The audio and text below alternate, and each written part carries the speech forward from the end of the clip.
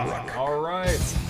Hello everyone! Welcome back to another episode of Mukluk Streams. I'm your charming, self-proclaimed, and always on-time host, Mukluk. And today we are back in the wonderful world of Guild Wars 2, which is Tyria, by the way. Did you know that? Hello there.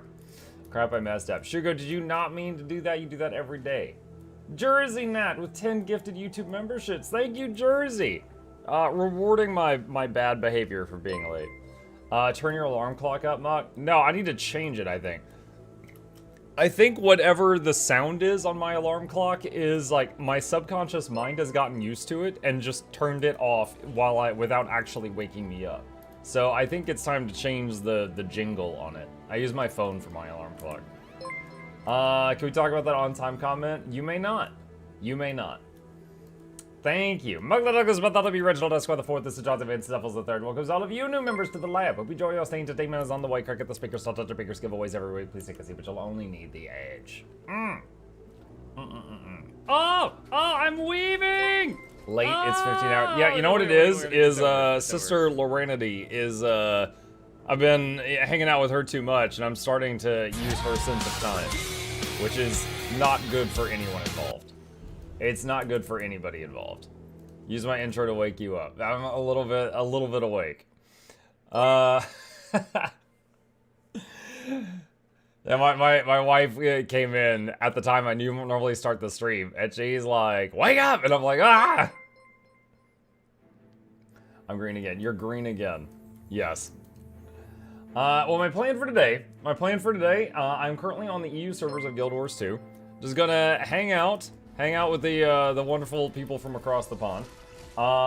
Do some stuff with them, maybe raids, maybe strikes, maybe metas. And then also, we need to knock out the monthly Q&A for June. Never finished it. I've got questions, I got a list of questions here that people have submitted, and we can take more from chat, but I haven't actually done the Q&A, so I need to do that. What's with all the notifications? We had Jersey Nat on YouTube, because I'm streaming to YouTube and Twitch at the same time, gifted 10 memberships, which is kind of like a Twitch sub to the YouTube members. And so that set off a bunch of notifications. That's what you were seeing. Yeah, so for anyone who doesn't know, I do stream to both Twitch and my YouTube channel at the same time. And people can watch whichever one they prefer. And so occasionally I'm answering questions on one or the other, so that's why. Druid DPS win, Electro doesn't exist. That is true. I'll need to do that at some point. You have to do a video teaching how to customize characters to be as awesome as Eurosara. You just need little dude, big hat. That's it. When you do the fast talking, it reminds me of the Micro Machines commercial guy. I remember him. Think big, play small. There was also, him or someone similar to him voiced a Autobot in the Transformers movie named Blur. And I remember him talking like super fast. He also moved pretty fast. Watch out for the tentacles, Daddy Muck. Oh, I'm watching them. I am watching them. You know what's funny is if you start mining and interrupt yourself, you could do this.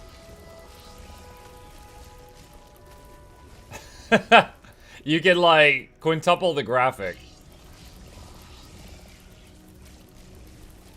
Oh! Welcome to my home. The safe word is pineapple. Good luck.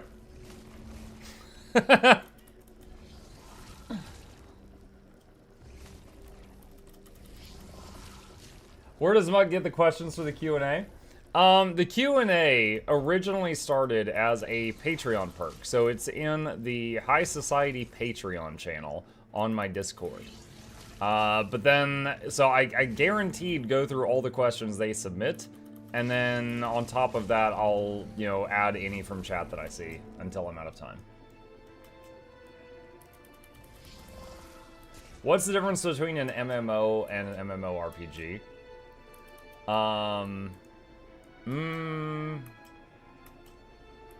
MMO is massively multiplayer online. According to Josh Strife Hayes, MMORPG is multiplayer men online role-playing girls. I had to think about the words he used for that. So, according to him, that's the difference. How much you're gonna miss those tentacles when the collect all box is released? We'll still see them in open world.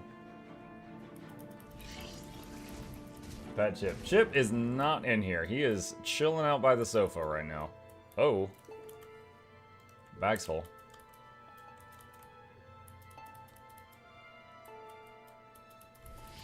What's the plan today, Buck? What's up, Eisen? Just like it says in the stream title, hanging out on the EU servers, and I am going to do the monthly Q&A at some point during this. Bag's full. What? Thought you could fit 50 Mukluks in your bags? Yesterday's YouTube short. Yeah, well, that's not this character's bags. That's a different character's bags. I might need to upgrade this character's bags.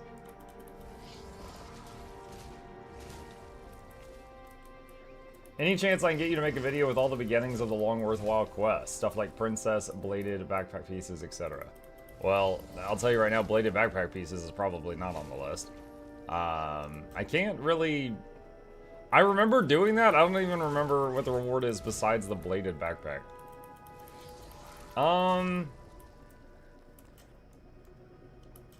I have a video for Kalidbog.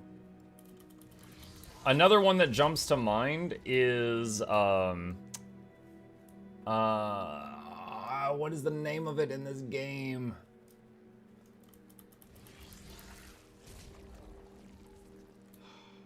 Chat, I'm drawing a blank. All right, it's the converter that is based off Feed Me Seymour. It's an ascended backpack, and it's also a converter that eats bloodstone dust. Maudry, that's it. Maudry is another quest that is worth doing, because you get a converter and an ascended backpack out of it. And it will eat bloodstone dust and give you other items in place of it. That's another one that's pretty good. That's one of the things that you get that's from Living World Season 2. Hiccup. Thriyuki, thank you for the Prime. Welcome. I watched the news on the debate. I feel sorry for you Americans. I live in Australia, by the way. I mean, fair. You can feel sorry for my government, and I feel sorry for the creatures that you're forced to live with. I see stories on the news from time to time like, man goes to Australia and gets bitten by a harmless-looking spider. Now he needs all 4 limbs amputated. And it's just like, yeah, that country will never see me. But, yes.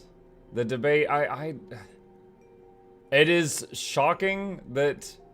Because the thing is, we can write anyone's name in on the ballot when we vote, right? The problem is that 90% of the population think they have to choose one of those two. So, no one that is third party, like, ever wins. Like, no one other than the 2 that are presented to us, like, ever wins because of that. And, like, because of that, you know, it's like anytime they have a moment like this, it's like one of them is probably going to be the president, and it's freaking awful. It's just like, you know, pick the shiniest of 2 turds. And yeah, I try to avoid politics, because usually, like, if I'm like, I like red, then blue people get mad, and if I'm like blue, then red people get mad, and I try to just kind of, like, ride the line of neutrality. But for this, I'll just tell you guys, I don't like either of them. I'm gonna go to the ballot, and I'm gonna write Palawa Ignatius Joko on it. Every time. That dude, freaking, they both suck. Go purple, yes. Yeah, freaking yellow coming in from left field. No one saw it coming. Jeb wins everything. Hey, look, it's the Tree of Birds. How are you today? By the way, getting Aurora right now is not possible without help because several tokens on Ember Bay are currently inaccessible. I am sorry to hear that. I did not know. When you say without help, what do you mean? Do you mean like you open a ticket? Or do you mean like a Mesmer portal or something?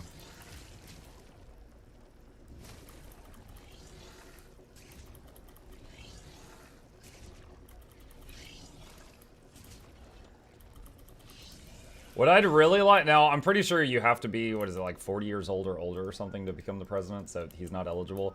I would love to vote for someone that's just like, friggin' Mr. Beast-ish. And what I mean by that is just someone that proves in just their life that they're just a good person. Like, I don't need someone that knows all the in and outs of, like, freaking being a lawyer or something. I just want someone that's, like, being a good person. And neither of our current candidates feel that way to me. It's 35 or older for president? Yeah, there you go. Talking politics, dumb. We actually discussed how dumb that was like a second ago. You're a little late to the party.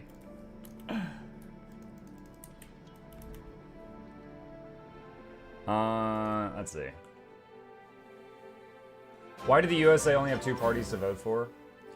A Norn, a human, and an Asura walk into a bar in Inaneos. The bar is empty, they have to fill it to finish the joke. What? Thank you for the sub, Bozer. Someone asked, why does the US have only 2 parties? They don't. There are more than that. But only one of the big 2 usually wins. The big 2 have lots of money and do all of the commercials and stuff like that. So it's like, you know, either Democrat or Republican like always wins. So usually if someone wants to become president, they'll join one of those 2 parties and then they'll try to become president and then they might like change their morals or whatever afterward.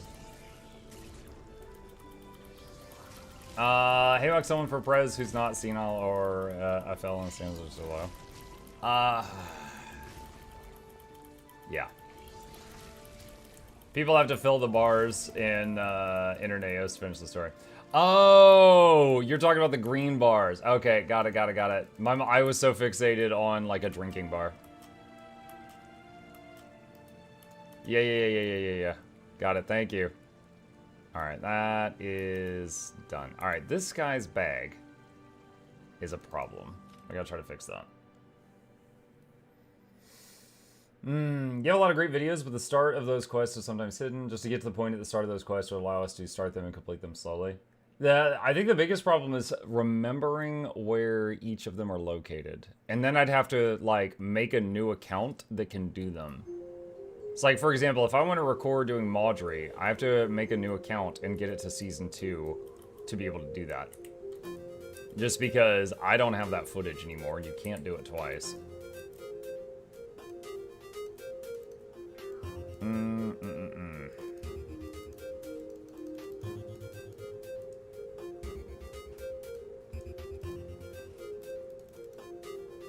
Let's see, get rid of that. Rid of that. Salvage, stack on this. Both parties need to stop representing interests of high financial. Yeah. There's a lot. There's a lot going on. I often don't really follow politics because I feel like I don't actually have any control over it. And that's really sad. But there's so many things in place. Like there's so many times that, like, you know, election is had and the party that got the most votes doesn't win it because of things like the Electoral College and gerrymandering. I can't talk, you know, stuff like that. Like, dude, when I learned about gerrymandering, oh my gosh, I no longer felt like my vote meant anything. That was like me as a teen. Manufactured to the highest standards. To the highest standards. Error aborted. Excellent. I'll vote for Queen Jenna. I would vote for Queen Jenna over my current options. Did you look forward to people building Palawa Joko altars in your guild halls? I mean, we already have them. So yeah, I mean, they're there. Let's see. Orion pearls are overflowing. Do you have any experience in tanking in raids? And if you do you have any tips on trying to get into it? Caraxius, I tanked in raids in World of Warcraft for 10 years and led multiple server first.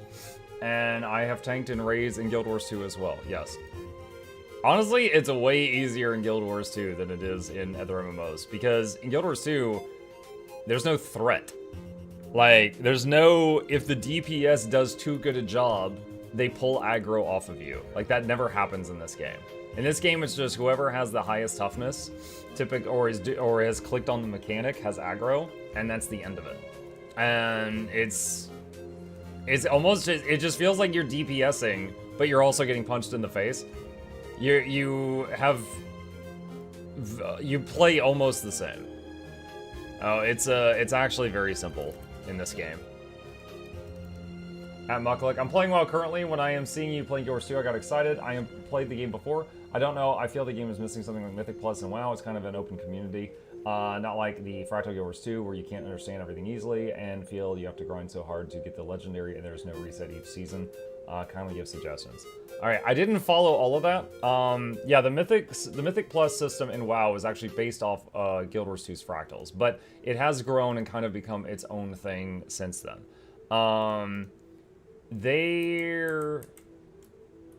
It's funny, because, yeah, the Mythic Plus thing is simple. A lot of it's funny because I see the opposite complaint from what you just said very often, where people are wanting to they're like, yeah, I tried WoW, and it's just like you queue up for the dungeon thing and you get in there, and if anything goes wrong, you get vote kicked, and it's just like there's no communication at all. You know, it's just like a conveyor belt through the dungeon, and then people leave. Yeah, stuff like that. So I typically see that people say that there's much more communication in this game where people talk to each other and stuff than World of Warcraft. Just because of, you know, the queuing and instant teleport to wherever you're going systems in that game. It just makes it like a conveyor belt.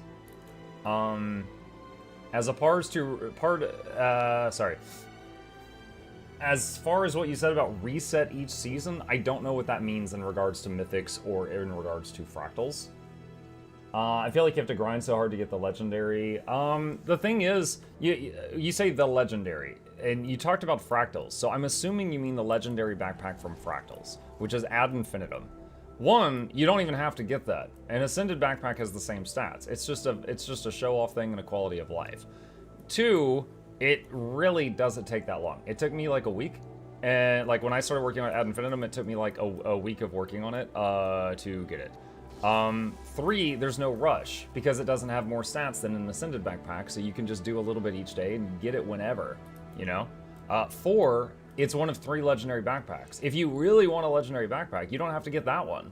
You can get the PvP one or the World v World one if you wish to. So those are my thoughts after reading your comment. Hey Muck, what are the 2 items on the right side of your prototype position rewinder? That is an infinite repair canister, so I never have to click on an anvil for the buff. That is the birthday cake you get after you have had a character turn, I think that's like 9 years old, and you drop it down and it gives an infinite mid-quality food buff. It's just, but it's infinite. You can put it down whenever, and other people can click it too. Hey Muck, I just bought EO. EO? Like Conquest of EO? Like Spellforce? World v World 1 is a pain though if you are first starting. World v World 1 is the easiest in regards to effort. You can literally just walk in there and just be dumb and you'll get it. However, it is the longest one in return in terms of time. Flame Wolf, thank you for the Prime sub. Have a nice stream, Muck. How did you make that much money? I'm trying to follow your gold making guides in addition to playing Fractals daily. I barely made 500 gold last month. Most of my gold in game comes from this video. Now, if you've already seen it, that's fine. I'm just making sure that you watch the video that I'm referring to. It's how I make gold each day with low effort, which is the routine I was in the middle of when we, stopped to try to clean up this guy's bags. That's truly most of it. I mean, at this point, for example, I log into the game every day for like 12 minutes to do that routine.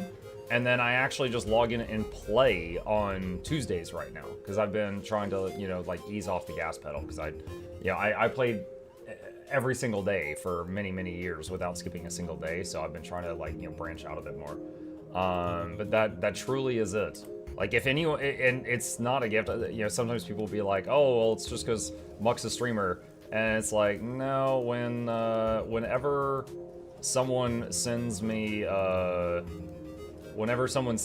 money or something, it just goes into the giveaway vault. I literally just put it into the giveaway box. Why? Okay, I see the problem. There's another stack over there. I was wondering why that was taking so long. Okay, and then deposit that.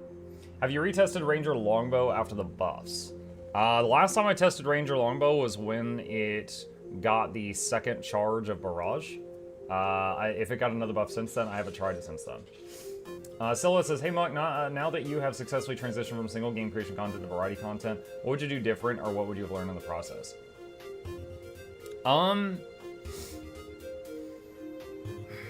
Man, the only thing I wish I did different was I started streaming sooner. Like, I looked at streaming as that looks like a fun hobby. I wish I did that.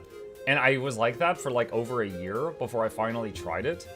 And then I loved it. And so it's just like, I constantly think if I hadn't sat on my hands for that year where I was just going like, oh, that looks neat, then I would have like another year of growth on the channel. So I wish I hadn't dragged my feet for so long. As far as transitioning from single player game to multiplayer game, I will tell you, even still, my viewership numbers are much lower on streams and videos that are not Guild Wars 2, and that's just a fact. So the thing is like, as a content creator, it's basically like, am I okay with that? Am I willing to take that hit? And can I take that hit?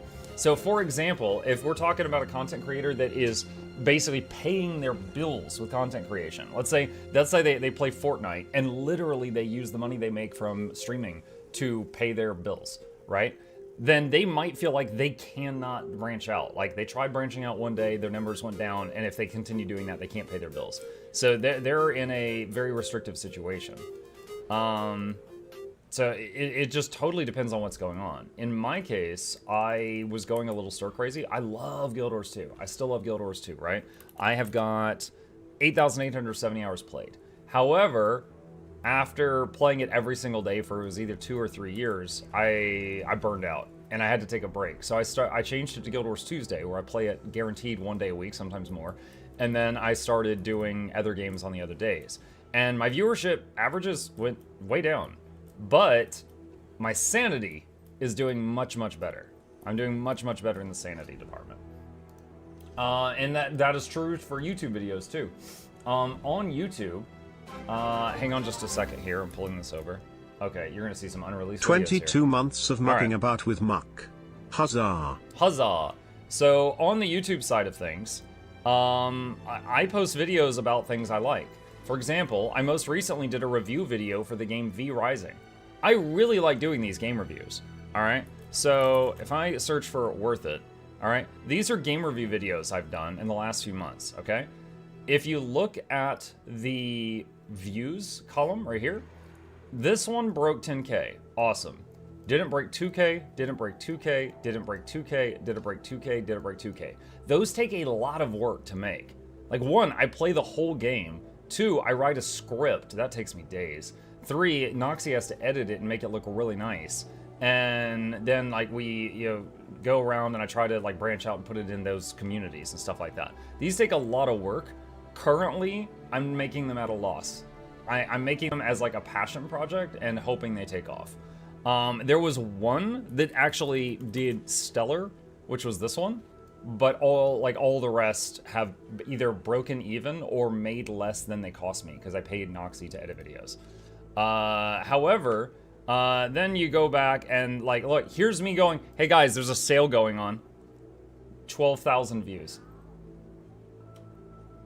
Like, I hate that I can just read the news and it does that well, right? Because it just like, I make this project that I pour like days and days and days into, and it's a passion project, and it may fail, It is still tricky for me, Silhouette, to branch out, right? Like, what I just showed you is a firm example of that. I am very fortunate that people consider me a source of news for the Guild Wars 2 stuff, so that I can just like read the news and those videos do great and slip in some jokes as I see an opportunity to do so. But when it comes to like other stuff, when I make it, like here's a video about Homeworld 1500, But then here's one about Homeworld 1700. Here's me going, hey guys, a new Spear blog post just dropped, 18K. That just happens. That like for me, since I'm the Guild Wars 2 guys, when it comes to anything on streams or YouTube that's not Guild Wars 2, it will get less, and it's like I have to reprove myself, I have to reprove that I am somewhat knowledgeable about whatever I'm talking about. But why no? Is it worth it for Manor Lords? Because the game's not done. So far, I have been doing is it worth it videos for games that are complete after I finish the game, which is something that's kind of weird and maybe working for me or against me, depending on the audience. Like, I despise the review videos that come out, like by, I don't know, a PC gamer or someone else. Like, the day the Elden Ring DLC comes out, there's already a review video for it. I hate that. Like, that's just like a spoiler on my YouTube page. I don't want to see that, right? I want to finish the game and then do a review video, but I'll be vague on it and include things that I would care about if I was going to purchase it. Like, do I have anything negative to say? Is one section of my videos. And I'll go over any negative thing that I hit while playing through the whole game. Also, I think it gives me a little bit more credibility, because you guys remember the Cuphead journalist? I'm only making these after I clear the game, but I'm not including any spoilers in the review. But that way, like, I know what I'm talking about. You know, I'm not just, I'm like, oh yeah, here's my review on Cuphead. It's too hard, and then footage of me stuck in the tutorial. But the downside to that is it takes me a while to get through the game. So there are less people looking for a review, the people that want spoilers, because they're weird. There are less people looking for reviews when the game has been out for a little bit, you know? Like, if it takes me, let's say, a month to clear a game, and then I make a review video, and then that takes a week to edit, then maybe it's 5 weeks since the game launched that my review video goes out, and so it takes longer. It's YouTube. The only videos of yours my algorithm ever shows me is Gilwers too. Garm can take care of himself. There is the only really thing. Dude, Bram, shut up. The only real thing that you could do about that is the ring the bell thing. You know, subscribe and ring the bell for all notification. If you click on the bell, it should make YouTube notify you whenever I make a new video, no matter what it is. For example, I've put out a new video every weekday for like the last 4 weeks. So Monday, Tuesday, Wednesday, Thursday, and Friday of every day the last 4 weeks. If you have now if you choose to watch them or not, that's fine. But if you're subscribed to me and you've not been getting suggested those videos, then that's odd. That's weird. Additionally, my second YouTube channel, Mukluk Plays, has gotten uploads every single day. So literally every single day for the last, many months. So you should see those on your subscription feed if you're subscribed to my second channel. 26 month of bread money to Arcera Enjoyer and Edgelord Mukluk, BTW I ate 2 rat. I ate 2 rat. Archmage, hello, thank you. We have weird hobbies. San says, am I weird for looking for spoilers or looking for spoilers make me weird? I personally find it odd, but I think that might be a difference of personality. Like, if you look for spoilers, I'm not going to bash you. I'm just going to ask you not to share with me, right?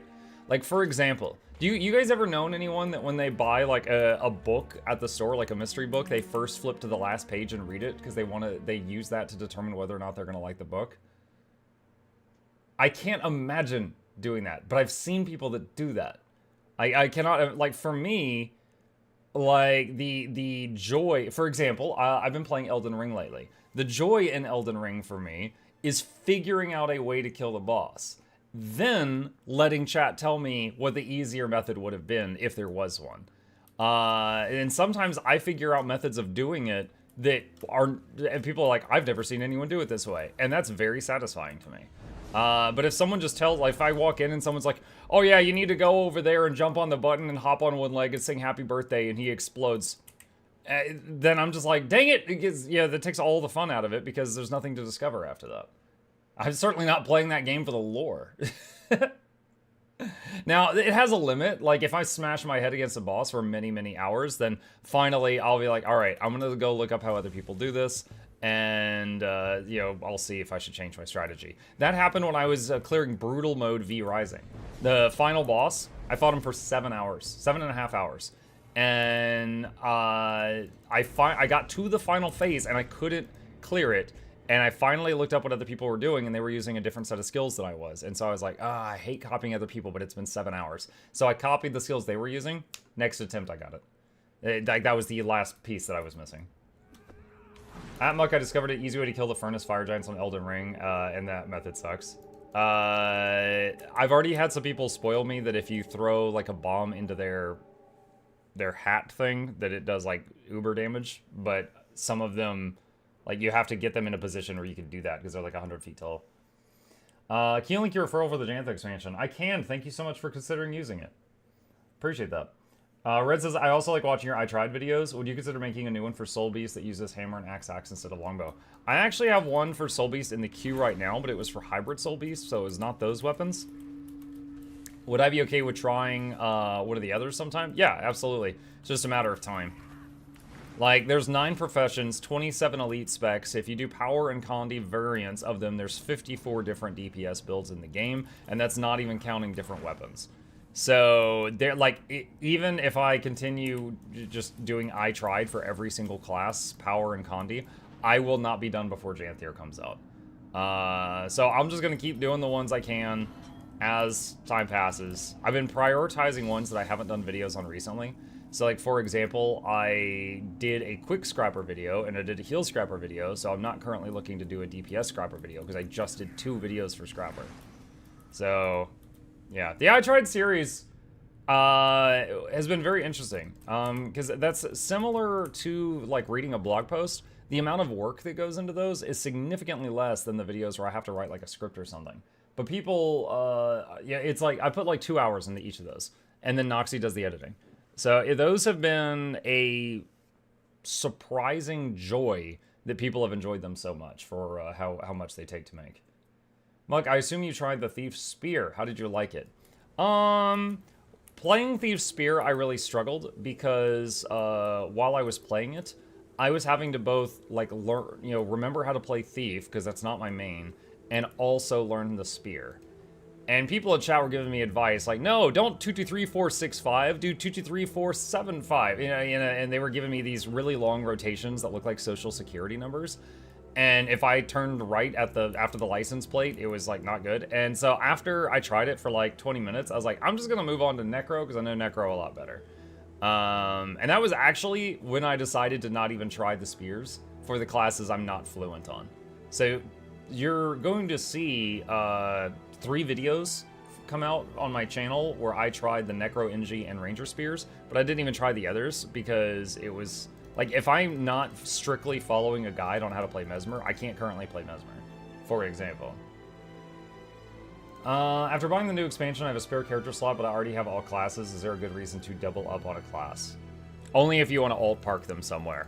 It used to be more of a thing, but then they added because, like, it used to be you could only have one set of equipment on a character, so people would have multiple characters with sets of equipment for each job they might do. Like, they might have a Ranger and a Soulbeast, and that's 2 separate characters. But ever since they added equipment templates and you can swap through all this stuff on the fly, it never really became necessary to have multiple of a character unless you're parking them somewhere.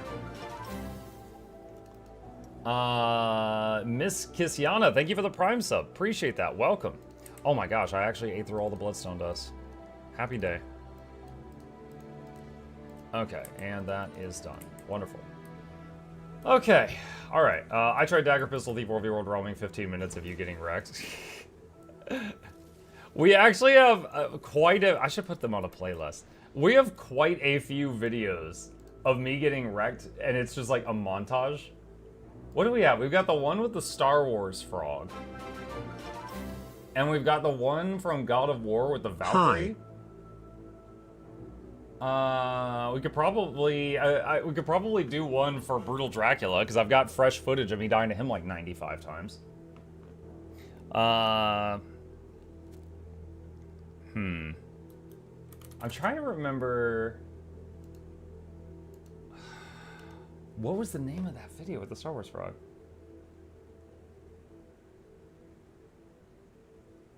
I know the name of the Valkyrie one. It was called Not That Kind of Game.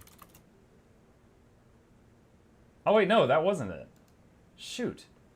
Bogo? No. You need one for Elden Ring bosses? I actually, the only Elden Ring boss I've died a ton on in the DLC was one of the Wandering Fire Giants, which is a skippable boss. Feels weird, man. I just stubbornly kept trying to fight him, and it was like if I did anything wrong, he'd basically one-shot me, and I finally got a kill. Audio bot. Yeah, no, I know the name of the boss. I'm trying to remember the name of the video. Hang on. Let me go to playlist. I bet it's in here. Where's funny? Okay. Let me see. Hey, Zach. I'm gonna find it. Alright, there's the one with explosion. Oh, we did one with armored core as well. I forgot about that. Let's see. Scare games. Notifications. I'm saying that on stream. Where's Slack? My editor surprised me. That was not Magic Missile. Dude, I thought it was on this playlist. Now I'm doubting it. Now I'm not so sure. I'm gonna have to find it. The only one we've got on hand is I've got the Armored Core one and then like the Baldur's Gate Barrelmancy one. So like... Cleric of Tiamat. This is one of them.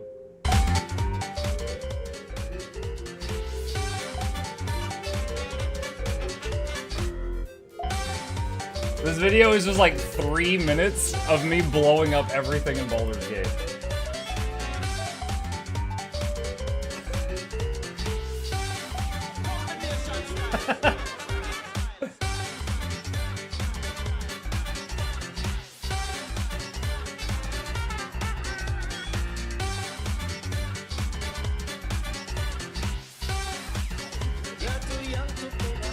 There were a lot of reloads in this.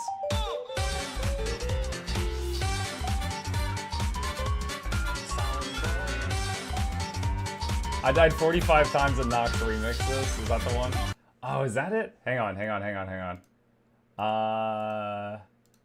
back to channel. Search for the word remix.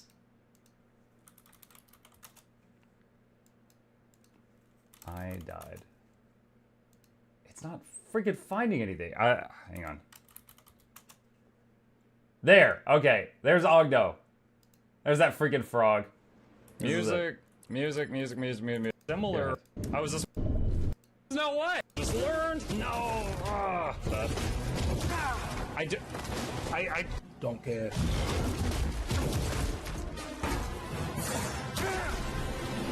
Dude, there's skip to the music.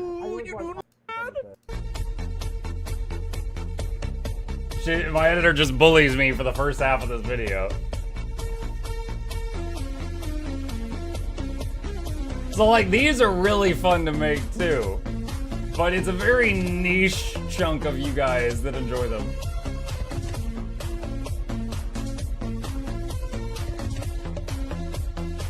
Like these take a long time to make.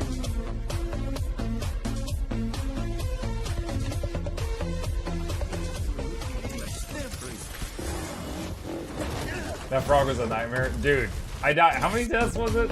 40, 43, 44, 45. Yeah, 45. My God. Yeah, so I died on him 45 times. I hate that boss. The parry always felt a bit delayed in that game for me. It took me 46 attempts apparently to kill him. Anyway. Oh, I had this listed as a mini. That's why. Okay, one streamer fought the two frogs for 29 hours. Oh, yo, I will say the two frogs, like the one frog kind of trained me on how to do it, so the two frogs actually took me less time than the one frog. Because, you know, I knew their moveset. But there was some dumb deaths. I had to cheese them by luring down other enemies. Yeah, I did that a couple times, but they would sometimes get a little bit of damage on them.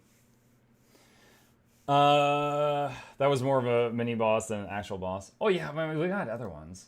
There was, what was the filter?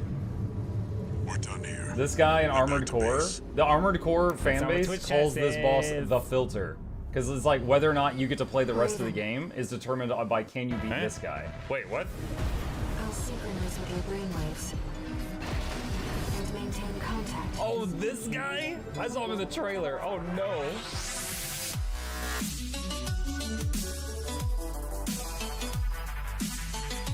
Yeah. I don't know how, we didn't have a death counter on this one. I don't know how many times I died on that one. But it was a lot. I spent like a day working on this guy.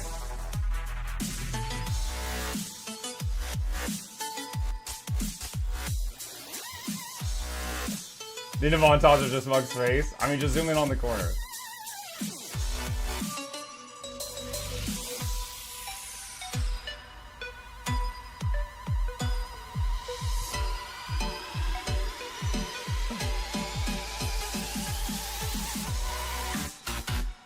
I prefer bearded Mug still. With a name like Growler, I'm not surprised. Thank you. Now we need one with legendary Sarah CM. I don't know if it'll be as flashy as this.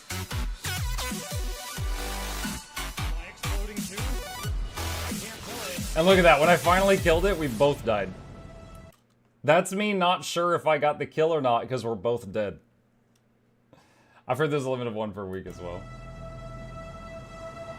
54 deaths, yeah. I'm impressed by how long it took you to get very annoyed. I am extreme. Okay, here's the thing.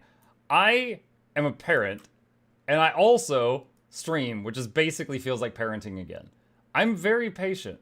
If I've got a game where it's like I could fight a boss and I might die 100 times, I'm very patient to just keep trying again. There's a couple things that can annoy me. One, if I've got to deal with gear durability while dying 100 times on a boss. Okay? 2, if there's a long run back. I want, if you've got a boss that's gonna kill me 100 times, I want to respawn right next to him so I can try again. Right? 3, if I die to something that's not my fault. If the game bugs out or lags out in some weird way, then, and it's just like completely outside my control, I can get frustrated pretty fast. But if it's just like game is hard, get better, yo, I'll keep grinding. I'll keep grinding. I'm fine with that. After all the nerfs, would you now try normal Sarah CM? The guides I try to make are for people like raids and strikes and stuff, are for people that are considering pugging them. Even if after all the nerfs, do you think Sarah CM could be pugged? If so, maybe I'll try it at some point. If not, then I feel like I shouldn't bother. For example, I have not made a guide for Harvest Temple CM, Canang Overlook CM, or Old Lion's Court CM, because I don't think that you're going to pug those. So I don't think that there's any point to me doing that. V-Rising dying to a lamppost. Yeah, that happened. That happened. Fake that rage, that would be so funny. Oh, there's other people. Fractal 100 CM guide win. Oh, Lonely Tower. I tried Lonely Tower CM one time. It still makes me mad that they haven't announced that's out. Chat, Lonely Tower CM has been out for like 2 weeks now. They still haven't officially announced it. Are they proud of what they made? I guess not.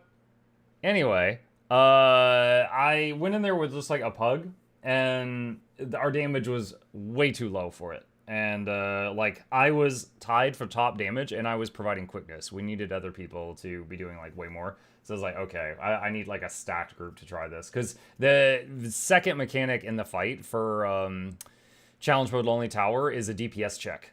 And it's a really high DPS check. KOCM is puggable, I think, though. It might be at this point. It wasn't in the past. I never did HTCM because we get to the point HTCM guide doesn't exist. Oh, come on. Teapot might have one. All right, well, we've actually been answering questions for a while, but I haven't officially started the Q&A video yet, so hang on a second. Let me get this set up here. Let me get this set up. All right, where did the questions for this month start?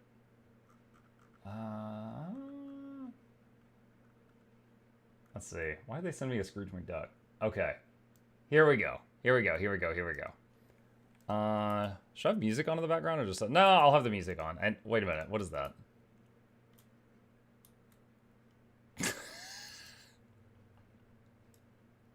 Imagine logging in and this is the first thing you see. Like, you just log back out?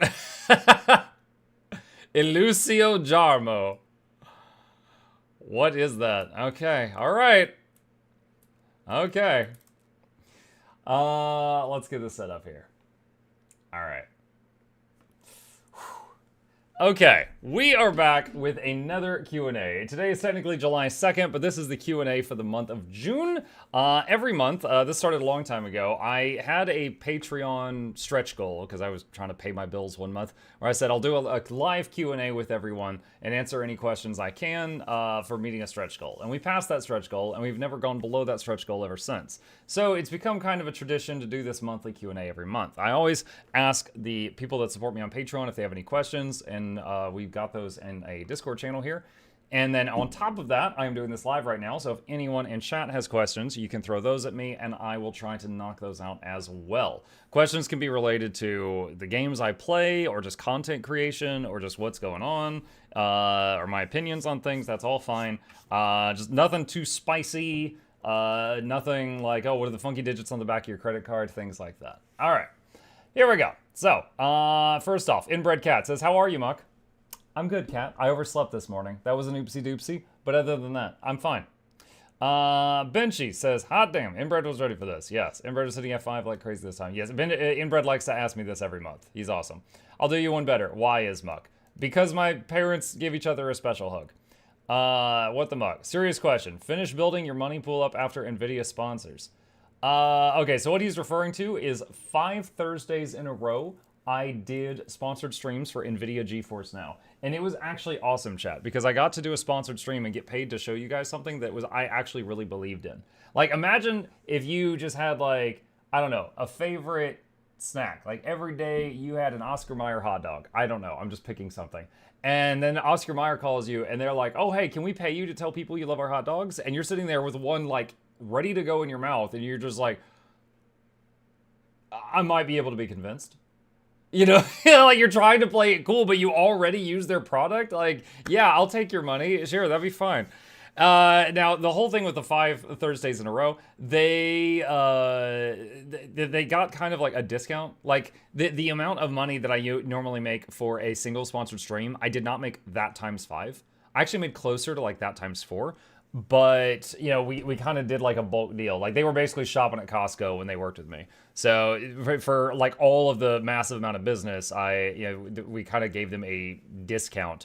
But it was still very good for me, right? I was like, just doing one sponsored stream from time to time is really freaking good for my livelihood. And being able to do it with a product that was a good product, and also do essentially 4 in a month was stellar. So it'll be a while before I see that. For those that don't know, this is kind of weird. In streaming, I don't know where this started. I'd be happy if this wasn't a thing. I don't know where this started, but in streaming, if you do a sponsor for someone, it's common for them to pay you like 3 to 6 months later. If you don't work in this field, that sounds insane. It sounded insane when I first heard it. So budgeting is very important. Because, for example, as many of you know, every time I do a sponsored stream, I do a giveaway. So I'm buying gift cards and stuff left and right. So I'm down that money, and then I'll be paid back for that sponsored stream in like 3 months.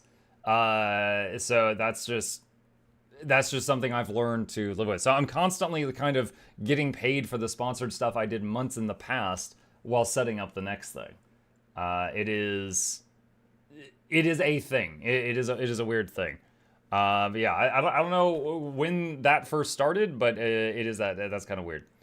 Our business doing good, numbers go up. Yeah, business is good. SideQuest has been great. For those that don't know, SideQuest is the company that is kind of like, if I'm like, talk to my people, that's SideQuest. They're my people. They constantly go out to different companies and try to say, hey, you should sponsor MuklukYoutube, to blah, blah, blah, blah, and they try to find me more stuff. They got me the NVIDIA thing. So they've been great. Maybe that's so you can't go back on your words the next day or weeks. Maybe. I'm not sure. I don't know how that started. When is Muck? Right now. What is the funniest interaction with Noxxi? The Noxbox things comes to mind.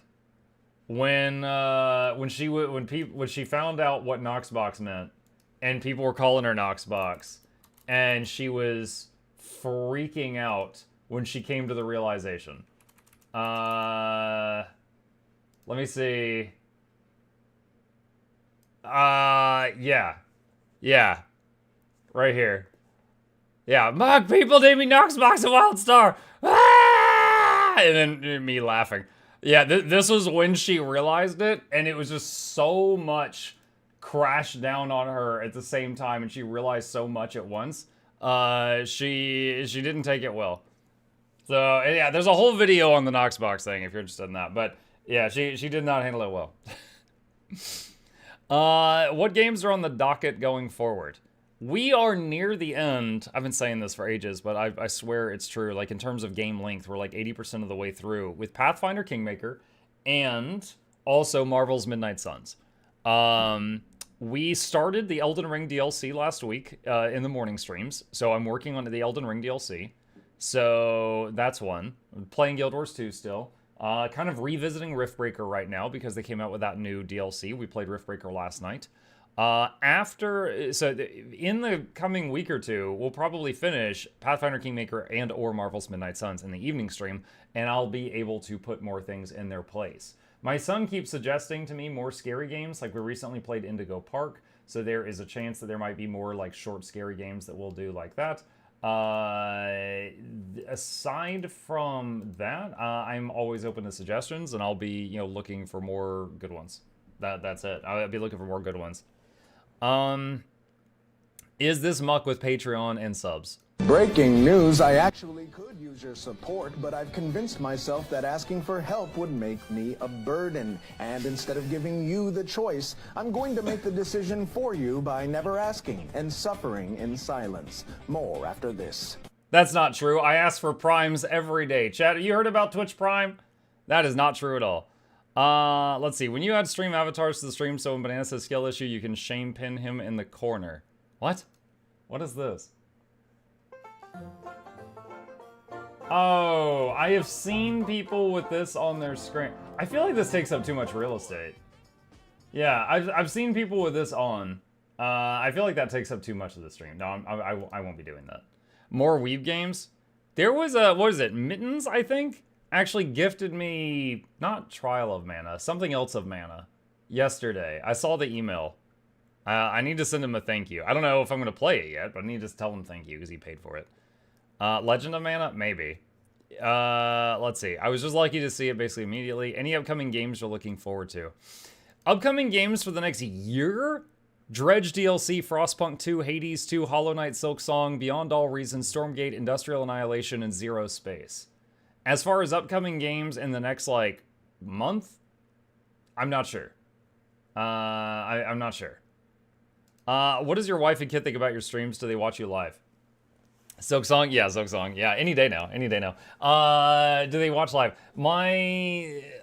Occasionally, like, they're both used to it, right? I do this every day, so they're not going to watch me live every day. But for example, when I played Indigo Park, which my son recommended, he was watching me in the other room, and when I would do something wrong, he would come in here and tell me I was doing it wrong and then leave the room again. So it depends on what's going on. It depends on what's happening. How is the Total War Warhammer 3 progress? Did you get any faction to long victory yet? No, I keep restarting and trying different factions. Did you get to the endgame scenario? So, Total War Warhammer 3, I've played for 208 hours now. I did like 50 on stream. I've gotten to the short victory condition multiple times. There's a sale going on right now, and many of the DLCs for it are $5. I bought a few of them, and I just started a campaign where I was playing the lizard people. But, okay, there's this, I don't know, what's his name? It's a lizard guy, and he's got, like, he looks like a chameleon, you know? Like, he's got, like, the eyeballs that are kind of, like, sticking out of his head. And he's got, like, a blow dart gun. And he's always in, like, assassin stance. And the dude's weird. He's fragile. He's, like, a little dude with a blow dart gun in this world of demons and monsters and stuff. But his army consists of, like, dinosaurs and things. And he can just, like, teleport all over the world map and just, like, hunt people down. He's weird. I don't know if he's, like, the playstyle I enjoy, but he's all right. But he's the most recent one that I have been trying out. During the sale, I got everything for Nurgle, Khorne, Slaanesh, the lizards, I think. So I've got those. Those I might be trying out. I also had my eye on the Changeling for Zinch, but it was like 20 bucks even after the sale, and I was like, that's not cheap enough for me. Would you rather eat pistachios or sunflower seeds as a snack? I'm not really like someone that snacks on either of those. What game? Total War Warhammer 3. Don't worry, none of us knew about it as well. Friend of Noxxi for a different game had to tell her about it. She told Buck told us. Depending on the faction, the long victory takes a while, let alone world conquest. That's a slog. Yeah. I've never seen the Endgame Crisis, though. I should play until that point. But yeah, I keep trying different things. So far, though, my favorite is still Dryka with the Angry Trees. It's literally like the Ensko to War. That's my favorite one so far. But I'm still trying out different ones. Oh, I played Skaven, the rat people. Any of you that have watched me play Vermintide, it's the rats.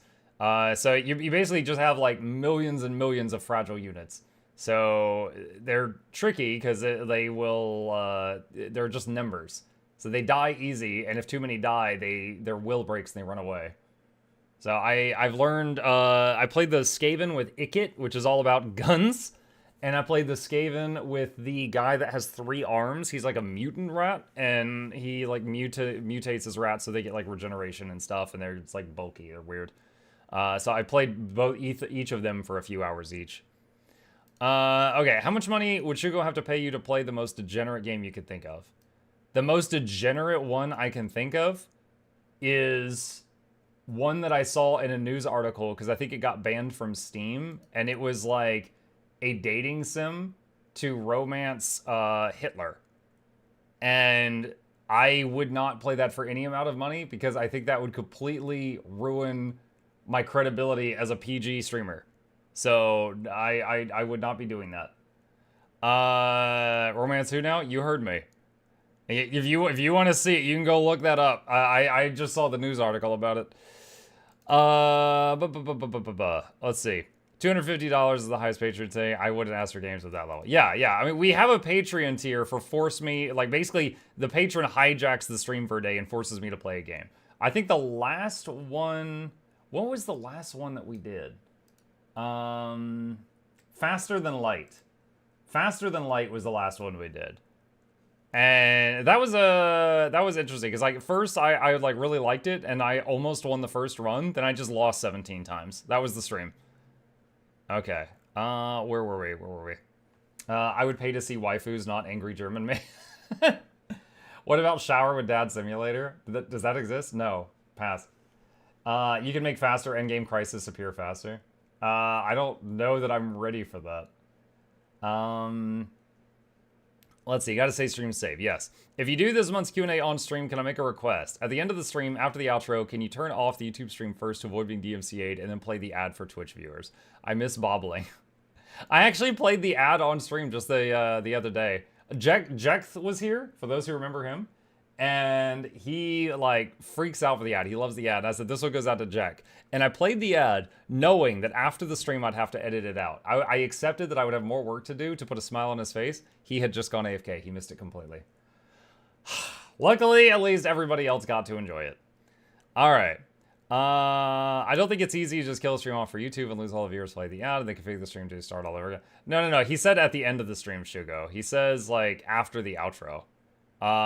He didn't say like at the beginning. He said like at the end. He's basically just saying he wants me to go, okay, bye everyone, and then end one of the streams and then play stuff that would get me in trouble after that. So let's see. Since the question from Sith, Muck, can you give us behind the cameras overview of how it is to prepare the stream these days, what you use, optimize the configs you use, etc. Maybe? I have a checklist. I have a checklist that I do when I am starting to set up the stream each day.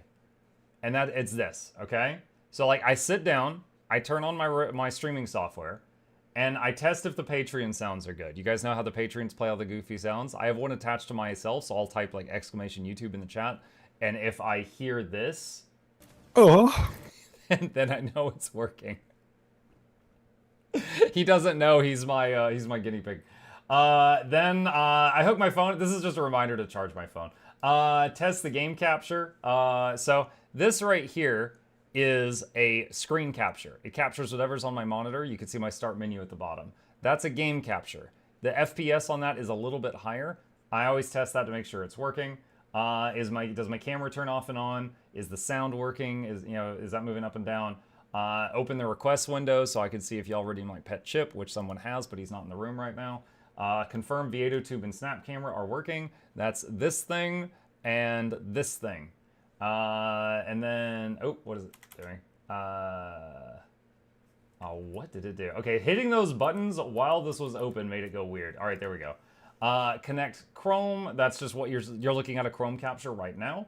Heart rate monitor. If we're playing a really scary game, I'll hook that up to my arm. Prepare giveaway music. If we are like tonight, I'll have to do that. That's just my reminder to get that ready. Close unessential programs. That's like closing my my Outlook, my email, because I don't want to accidentally show something personal on stream. Disable the redeems. That's just so people don't interrupt the intro, although Shugo does every day. Mute my microphone. That's just for the start of the stream so you guys don't hear me breathing. Record if necessary. It's rarely do I need to do that, but it's there. Get hat, it's always here, so I never really have to think about that. Start the stream, start the YouTube stream, because that's a different button. Confirm that I'm live. I've had times where I thought I was streaming and I wasn't, so now I've got on here confirm I'm live. So I open up my own stream on another page and make sure I see it, and then I'll just close that out and check this off. Post that I have gone live on Discord, Steam, and Twitter, and play the intro, and then enable the redeems, and then further down is like unmute my microphone, because there's been times where I was muted for God knows how long in the stream. It's like basically every dumb mistake that has derailed a stream, I have added that to that checklist to try to make it never happen again. So if those of you that are here at the very start of the stream, when I start the stream and then I'm like, it's just music for, it's like, hang on a sec. It is this. And it's like this for 5 to 10 minutes. I'm basically doing that checklist. Y'all can't see it, but I'm vibing now. I was just dancing. Okay, so that's what I do to set up the stream. As far as what softwares am I using, I'm using the OBS software, which is right here. Here's us into infinity. And that's just you're recording, streaming. This is going to Twitch, and over here, this is going to YouTube. And then I have got, let's see, I have got the chat windows for the two, there's YouTube and Twitch chat side by side. Hello to both of you. And then I've got the GW2uesday is the software that allows me to do this. And then Snap, which is actually discontinued and is end of life, is the software I use to do this. Are you reading chat while going through the checklist? I try to. I don't always respond to stuff, because sometimes I'm like, oh, that's a good question. I'll answer that after I start the stream, and that will use up some time, you know? But sometimes I'll type something in the chat. Dennis doing the giveaway is always hilarious. I think that about covers it. That's mostly what I do to set things up. Monk, do you still have plans to do the Guild Wars 2 stream where you test out all the player-submitted bugs you wrote down? I do still have all those. I'm still trying to think about how I want to do that. Because, like, for example, I could do a YouTube short for each bug. And then just put them on blast on Twitter, and maybe stuff will get fixed. Because I did a video before where, let me see if I can find it. I believe it was called Chasing Perfection. Give me a minute. Go over to the YouTube side here. All right. How's this morning's video doing? 1K views, not great yet. Let's see. Chasing Perfection. I'm really proud of this thumbnail too. Look at this. I was very inspired that day.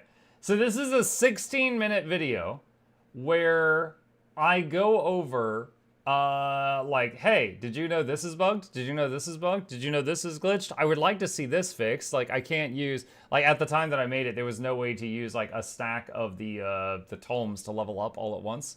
It was stuff like that. So some of it was bugs and some of it was quality of life things.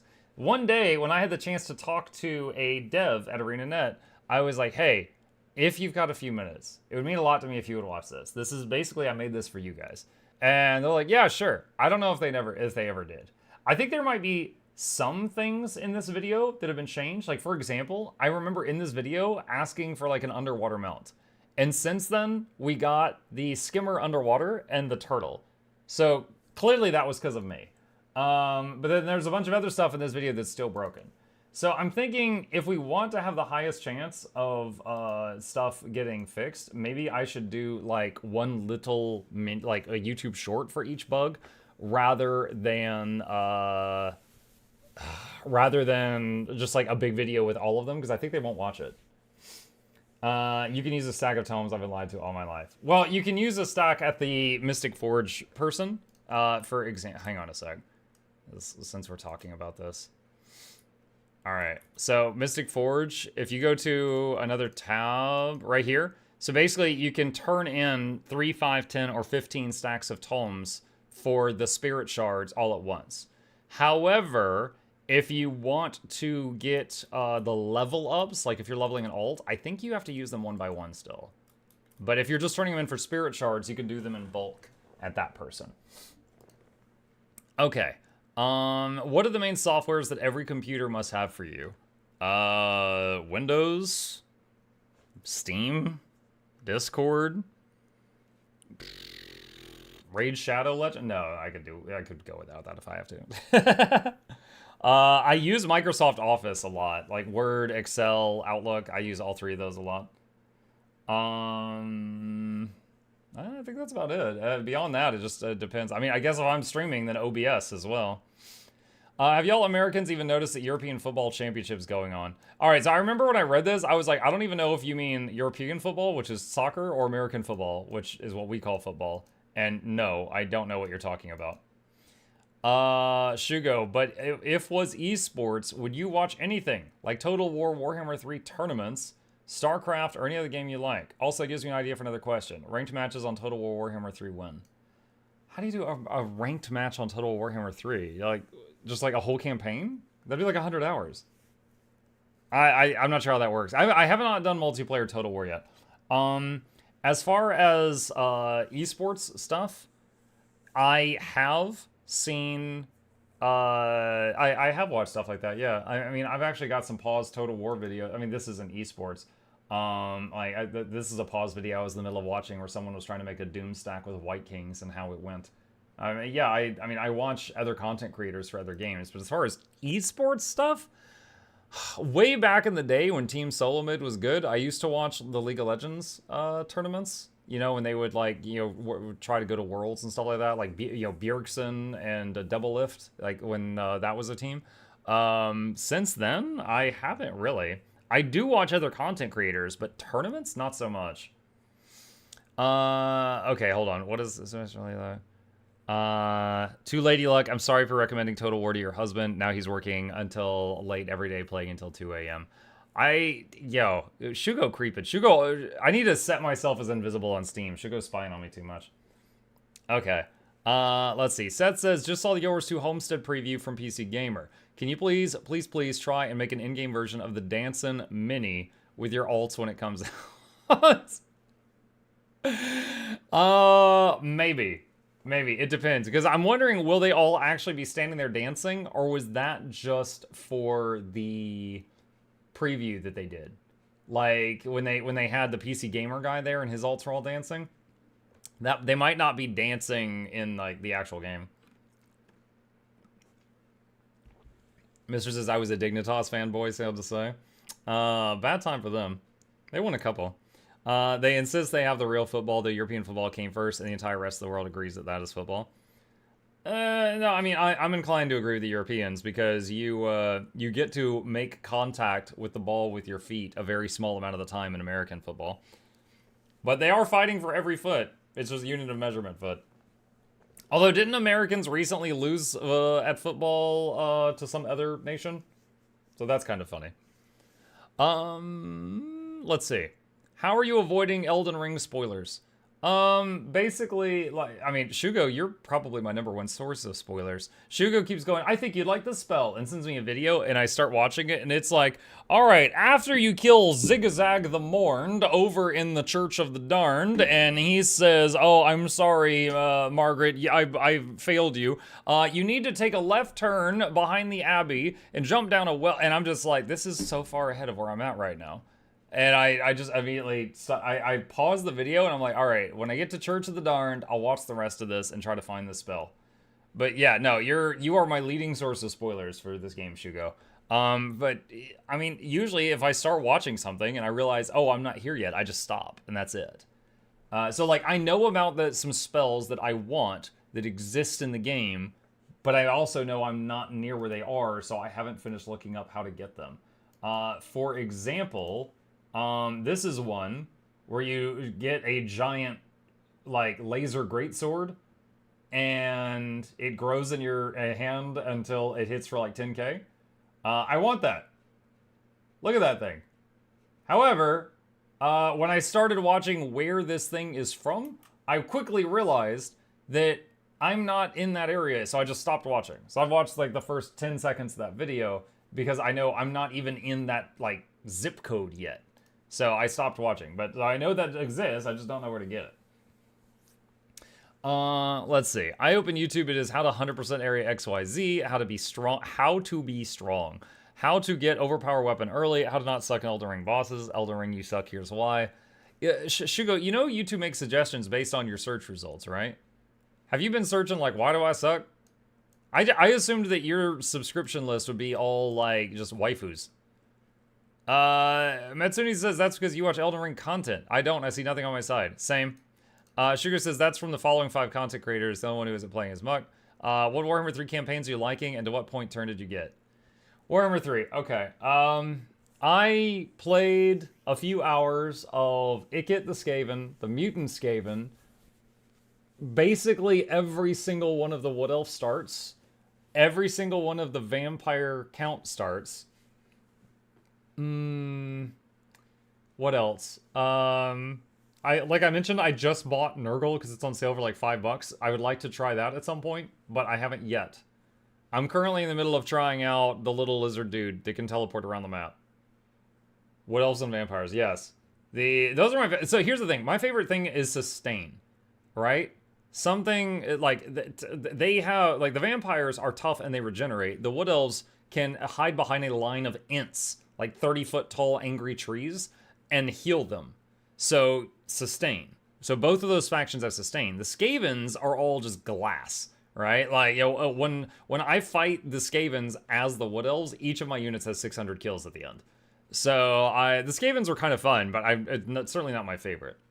But yeah, so my favorite are those. Now, as far as who has the favorite campaign, there's little things about the different ones that I like. Like, Durthu is the giant tree for the Wood Elves, but Durthu, his healers are these like fairy people, and they're glass. They have like no armor at all. So like if anything focus fires them, they're dead. But Draika, her healers are these things called branch wraiths, which are like little wooden dryads, and they actually have a whole stat line for increasing like bark skin and stuff, so they can be extremely tanky healers. So, you know, like all of the essential units to keep your army going for her can be very tanky. So some of my favorite things about her are not even like her skills herself. You don't even get touched with high-level Ikit armies, they just melt everything. Unless they get ambushed, because they have to set up their guns. If they get ambushed, then they're in trouble. Which I'll say is rare, because, you know, Skaven usually do the ambushing. But yeah, so those are some of my favorite. And then, like, the Vampires are pretty cool. But both the Wood Elves and the Vampires, I play almost full melee. Because the Tree People, if you use them, you get debuffs if you use the Elves. And so I actually play Wood Elf without the Elves. So I'm just playing Wood. So, like, you can do, like, a whole army of Elven Archers. I usually don't even use them. And then the Vampires don't have any range stuff, like, at all, other than this one Rifleman guy, but he's not that good. Okay, if this question gets an answer before you play the Elden Ring DLC, nope. What are your expectations for the DLC? I was expecting to be very mad at the controls. As challenging as V Rising Brutal, even more. What do you want to see in the DLC? Will you let chat guide you to hidden optional bosses you may miss? So in Elden Ring, when I play it, I want to wander and explore things, but I don't do a lot of backtracking. So what I typically tell my chat is, do not tell me about something up ahead. But if I pass something, if I miss something, you're allowed to be like, oh, Muck, there was a boss back there that you missed. He was behind a secret wall. And Heisen did that the other day. I was playing, and he's like, oh, wow, you're already here? Did you kill a boss in the previous castle? I'm like, no, I just passed right through. And he's like, you need to go back. And he's like, you missed a boss. I'm like, okay. So I went back, and I found a passageway that I missed, and it went up and up and up and up and up. And I found a boss named Mesmer, who absolutely spanked me. Now, I only fought him for like 10 minutes because I was near the end of my stream. But in those 10 minutes, he killed me like once per minute. Because it was like, die, respawn, die, respawn, die, respawn. Hey, I lived the first attack, dead. Like, he is crazy. You missed Mesmer? I did, yeah. I apparently, like, again, I missed the hallway that eventually led to him. And I passed through the castle and came out the other side into a new area. And I was in that new area when Heisen popped into my chat. And I was fighting the fire giants? I was fighting one of the fire giants. And, dude, I cheesed it. Come on and slam and welcome to Japan, kids. But I did kill the fire giant. It's time for tentacles. I killed the fire giant, and then Heisen's like, okay, go back. And then I found Mesmer. So I think, honestly, after fighting him, dude, he's so nasty. I will probably need to go get stronger and then come back to him. As far as, is it tougher than V Rising Brutal? I will say I enjoy something about like how V Rising Brutal plays. I enjoyed it more. Like, to be clear, I'm enjoying Elden Ring. I enjoyed V Rising more. And I think part of it is just the way Souls-like games are played. For example, if you click parry in a Souls-like game, it's not instant. Your character has to go. And then somewhere, like, I think here is when the parry happens. Like, I don't even know exactly when the parry frame occurs. And I hate that. And then, like, if you start casting something and then the enemy starts to do something and you go, oh no, and try to dodge, you can't. You have to finish casting that. You cannot cancel it. So, like, you can't dodge out of your own action and interrupt yourself, which I think is silly. You should be able to interrupt yourself. So, things like that. You know, in Grounded, a parry is instant. Guys, look at me! And I'm very good at parrying in that game. In Souls-like games, parrying is not instant, and I'm very bad at it. In V Rising, dodging, you could dodge out of your own action to interrupt that action, but you can't in Elden Ring. So it's like, I think part of the reason Souls-like games are so tough is they put a lot of weird handcuffs on the players, and then they just like, oh, this is how it's done. So, as far as, is it as challenging? Not yet. Because the toughest boss of V Rising Brutal took me 7 hours. There's nothing in Elden Ring DLC that has taken me more than like a couple of hours. And most of the bosses, it took me half an hour. However, there was one boss that took me an hour or two, and that was one of the fire giants. So nothing has been as challenging as V Rising Brutal yet. But I will say that I'm not like restricting myself. There's so many people that play it, and they're like single player, no summons, butt naked, using a stick, me versus God, let's go. And I'm just like, no, I'm not doing all that. You know, so I don't have like restrictions on myself.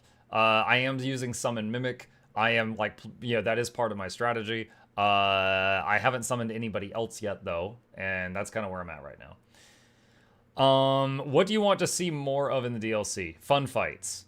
My 10 minutes of seeing Mesmer was, I was just like this because he was just blasting the whole screen with fire and I could hardly see what was going on. I think I'm going to get epilepsy fighting that guy. Will you let me guide you to hidden and optional bosses you may miss? Yes. If I'm like if I pass them, you can say, hey, you missed a guy back there if you want it. Because I want to explore on my own, but I also recognize that the Elden Ring world is absolutely massive and I don't backtrack much. So if I miss something, I'll probably never find the thing unless you tell me like, hey, go back. That's fine. Okay. Let's see. What is this thing? Whole home backup power win. I actually asked my wife if we should get something like this once, and she's like, no, I don't think we do that yet. I also one time looked into getting like a second internet connection into the house to have like a failover, but for the rare times that we've needed it, it seemed like it was not worth its cost. Souls games are clunky as hell because they try to emulate Monster Hunter Fantasy Star Online 1 and 2 combat without understanding what makes it great. Someone's very much trivialized Elden Ring, not because they do anything, just because they tank stuff. Yeah, they give you time, because, like, the summon lives for a certain amount of time, and then, well, before it gets killed. And so, like, for example, what was the lady? There was a lady I fought the other day, and she had 2 swords, and one did like ice damage and the other did fire damage. I forget what her name was. I basically killed Rolana. I basically killed her by, I gave my summon a shield and a wand and some range spells, and basically we ping-ponged.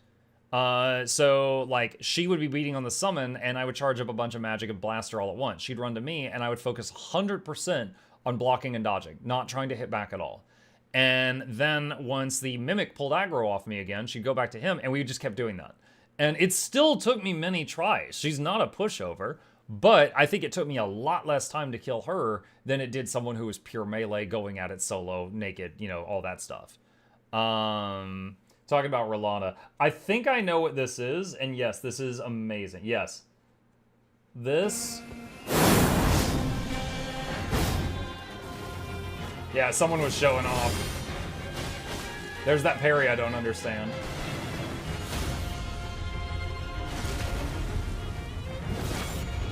This is like one of those people that has done the fight so many times that they're the boss now.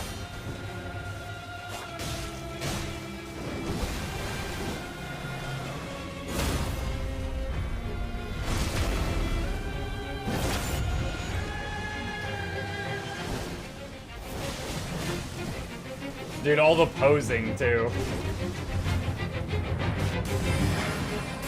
That a double dodge?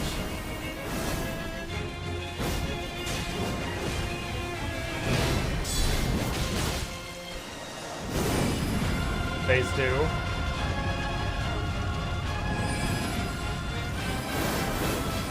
Jump. Dodge.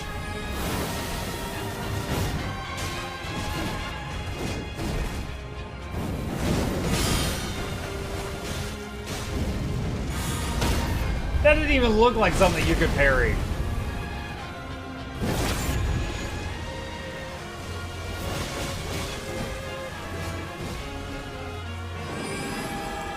And then she drops 3 explosions. You jump these 3 times. But she's using some Ash of War to turn into an angel to make the ending very flashy.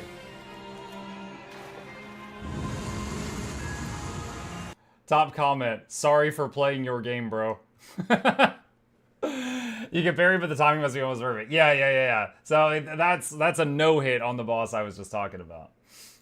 There was an even better one for Pontiff at DS3. The guy would use a sit emote and dodge full boss phase pixel perfect. I did see one for, what is it, Milena? Where she was doing like the waterfall thing and the guy just laid down on the floor. and it just went right over him and it didn't hit him. Okay, that DM. Wait, what? What are you DMing me? I don't know if it's safe. Hold on. Explaining Elden Ring to friend, the game lore you need to know, you'll love it. Okay, I'll watch that later. All right, what are you most excited about in Xanthir Wilds? Stuff that relates to repeatable content. So the spear's changing, like, you know, new builds, new metas. And then the home instance with the gather all button, the homestead, that will change my daily routine and save me a bit of time each day. So I'm looking forward to that. The Xanthir story, I like the story. I play through the story every time they bring out new story, but that's like lower on my list. For an MMO game, the stuff that I care the most about is the stuff that is going to give us like repeated fun over and over and over and over and over and over and over and over and over. Did you see the Twitter post from Let Me Solo Her? He's getting his butt kicked by the DLC boss. Yes. I also saw the Twitter post from Co Carnage, who just cleared the DLC, and he said that was a great game. I died 19 times. 19. In the entire Elden Ring DLC. Now, he is summoning mimics, or he is summoning his stuff, and he's using a very tanky build, and he did a lot of research before going into it, so he's like sword and board. But he died 19 times clearing the whole game. And I honestly think that's pretty impressive. Because, like, I'm not... Now, granted, I'm not doing a tanky build, but I'm not holding back on, like, mechanics and stuff. And I probably died 19 times just to the fire giant yesterday. Ko is using the sidewalk slab shield, I think. Hey, whatever works. Let's see. A friend sent me this image on Steam, decided to bring up some memories, and ask what was the best to eat. A Fogo tradition. Churrasco experience. Continuous tableside service of signature cuts of fire-roasted meat. Okay. I've been to, all right, $47.50 per person. All right, this is a weird thing. All right, so there is a restaurant called Fogo de Chao. And when you go there, basically you pay a stupid amount of money just to get in the door, and then it's all you can eat insane food. So like, there are people that are walking around with skewers of like, one guy will have like top sirloin, one guy will have filet mignon, one guy will have lamb or whatever. And you can basically just, you've got like a coaster, and it's like green on one side and red on the other. And green is like, keep loading my plate. And you flip it to red when you're done. And they keep bringing you more and more and more. And you can be like, hey, can you send the sirloin guy back over here? I want more of that. I've been to one of these one time. And I went, it was with my, the company I worked for at tech support. And it was kind of cool. Honestly, I took it as an opportunity. All right, have you guys ever wanted to like try something new, but you don't want to pay for like, a $20, $30 meal of that thing and then hate it, so you don't take the risk, so you just go with your usual and you get the cheeseburger because it's safe, Like, you'll like that. And I kind of want to try this other thing, but that's really expensive. I want to do that. So while I was there, I took it as an opportunity to try like 20 different types of meat that I never had. So like, I remember that was the first, I think that was like the second time I had lamb. But by the way, I don't like lamb. But there was like a bunch of different types of steaks I tried there that I had never had before. And honestly, I think the sirloin was like my favorite one. So it was kind of cool. I'm not going to do that on my own dollar. I am not going to go pay $50 to do that again. But I did it once on someone else's dollar. It was cool.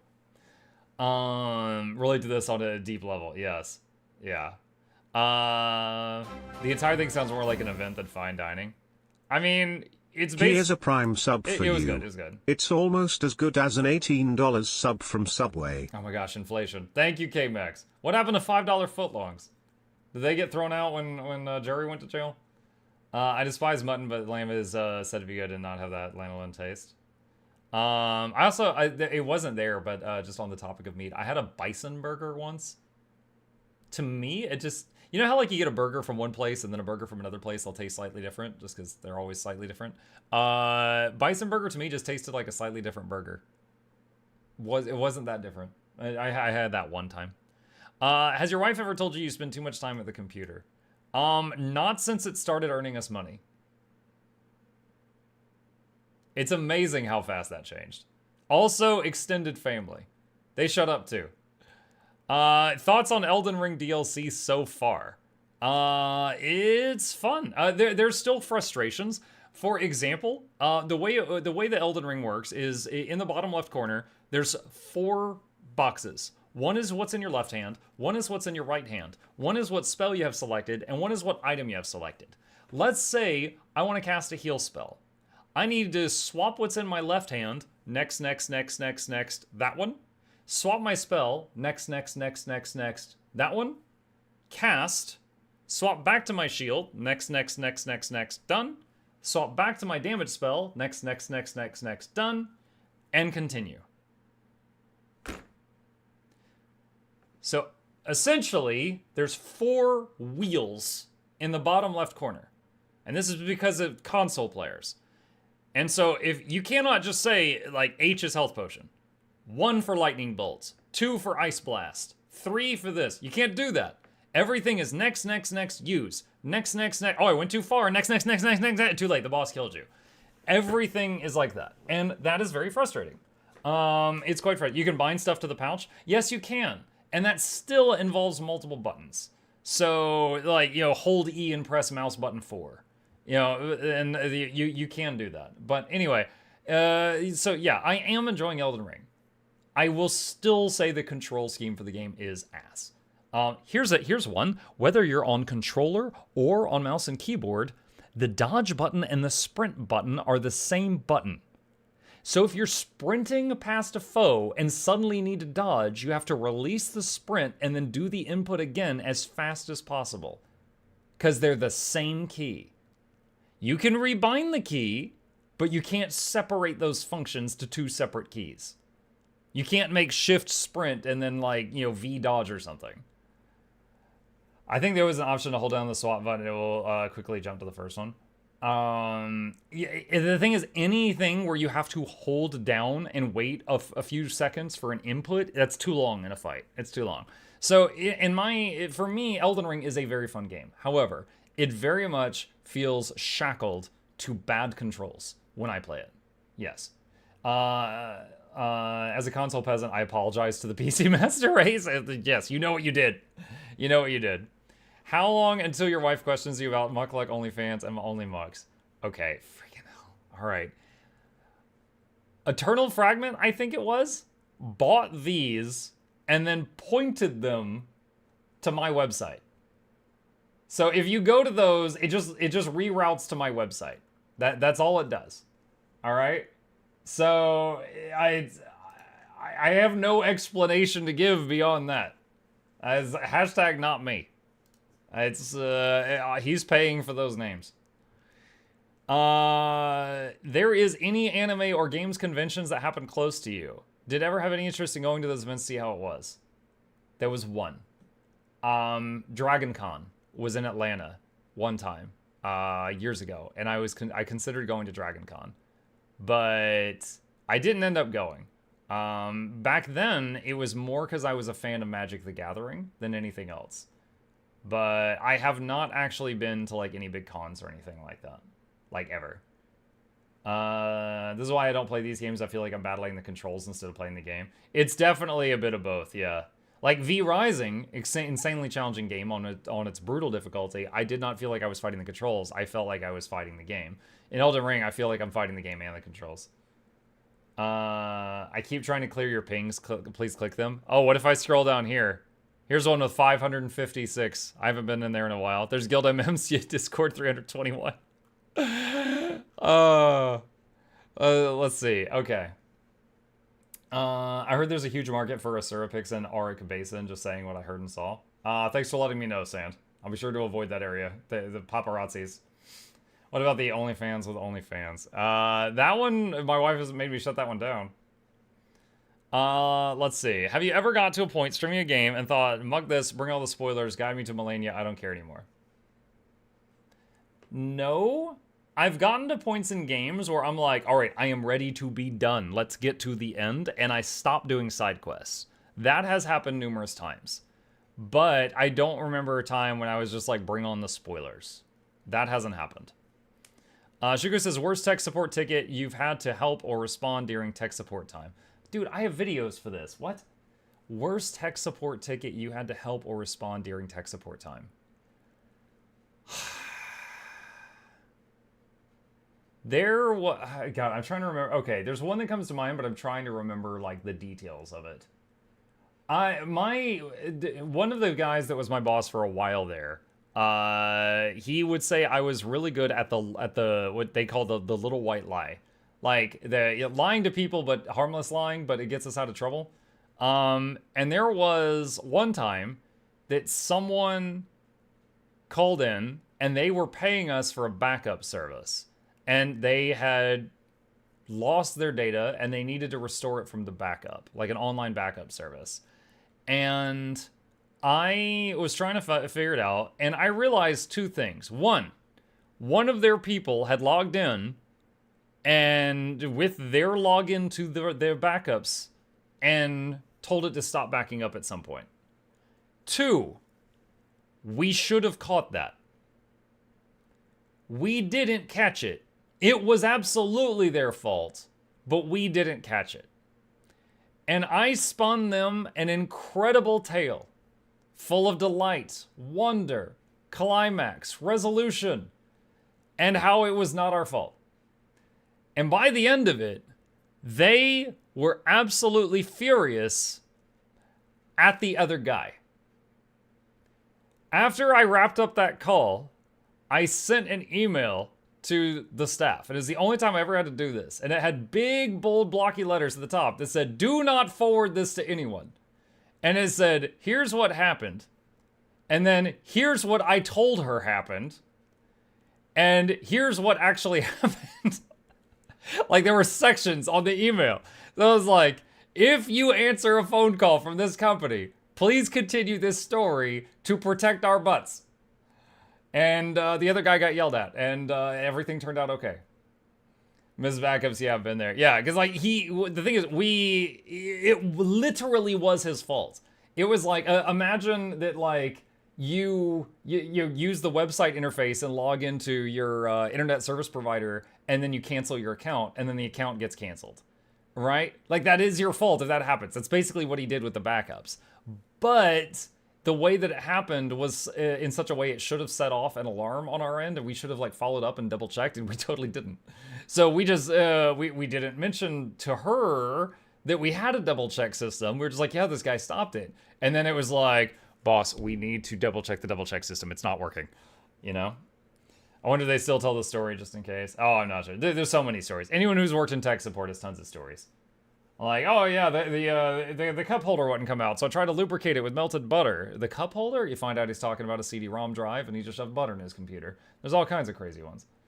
I made a new Guild Wars 2 account, and it's saying I have to wait 7 days to send in-game mail. Is that, I mean, like I need to log in every day? No, Burnt Salad. I think it's just normal days. And there's weird restrictions on brand new accounts because of people that just make accounts to basically be bots. So those are to combat like gold sellers and stuff like that. My favorite streamer, Mukluk lying, say it ain't so. Not since tech support.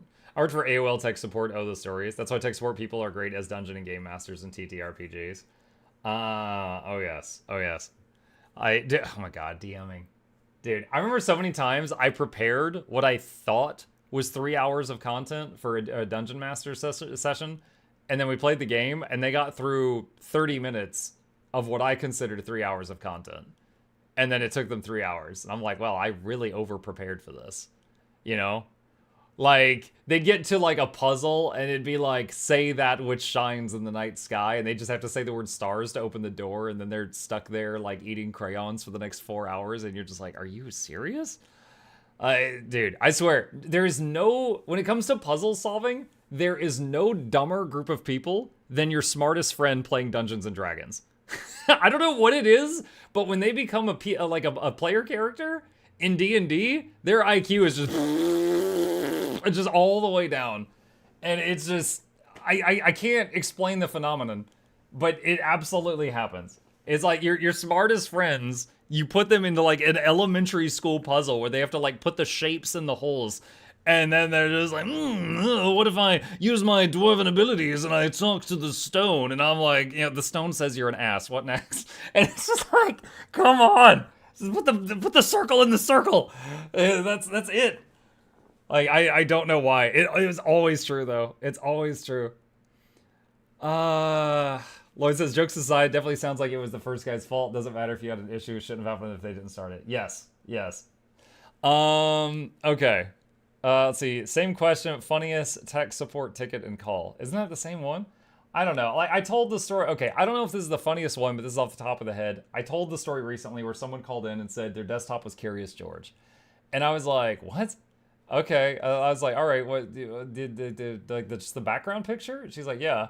And she gets me remoted into her computer so that I can see her screen. And it was Curious George. And I'm like, were you like recently looking at pictures of Curious George? She's like, yeah, for my nephew, but I didn't tell it to set up as the background. I'm like, oh, it's okay, ma'am. It's not a big deal. I can fix this in 2 seconds flat. And I was trying to brush it off like, lady, you don't need to feel bad about this. You probably just misclicked.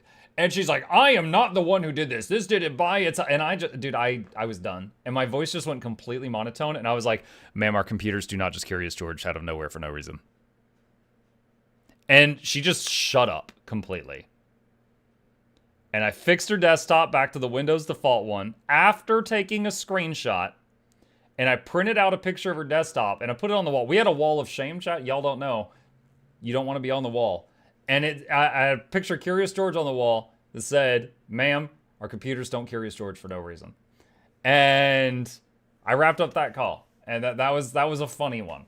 There you go. That was a funny one. So the last time I told the story on stream, someone in chat was like, you should have changed it to Donkey Kong. And that one really stuck with me. That's why I always search for puzzles for 5-year-olds as a dungeon master, so the smart people will be thinking for hours. Will there be a discount for Janthier later?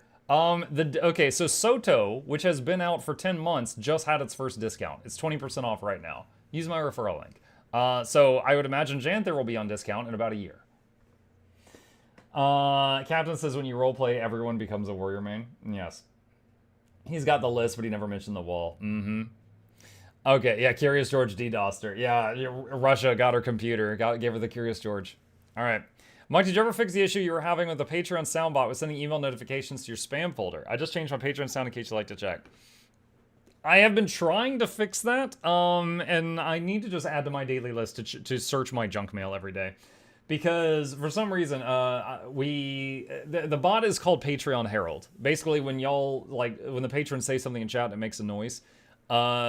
That bot is supposed to send me an email whenever someone submits a new sound so I can approve it to make sure it's not something, like, Shugo submitted one day about horse wieners, and I was like, no, and I declined it. So it's like that. I have to hit an approve button, otherwise someone's gonna put in, like, Baby Shark, and I'm gonna get banned or something.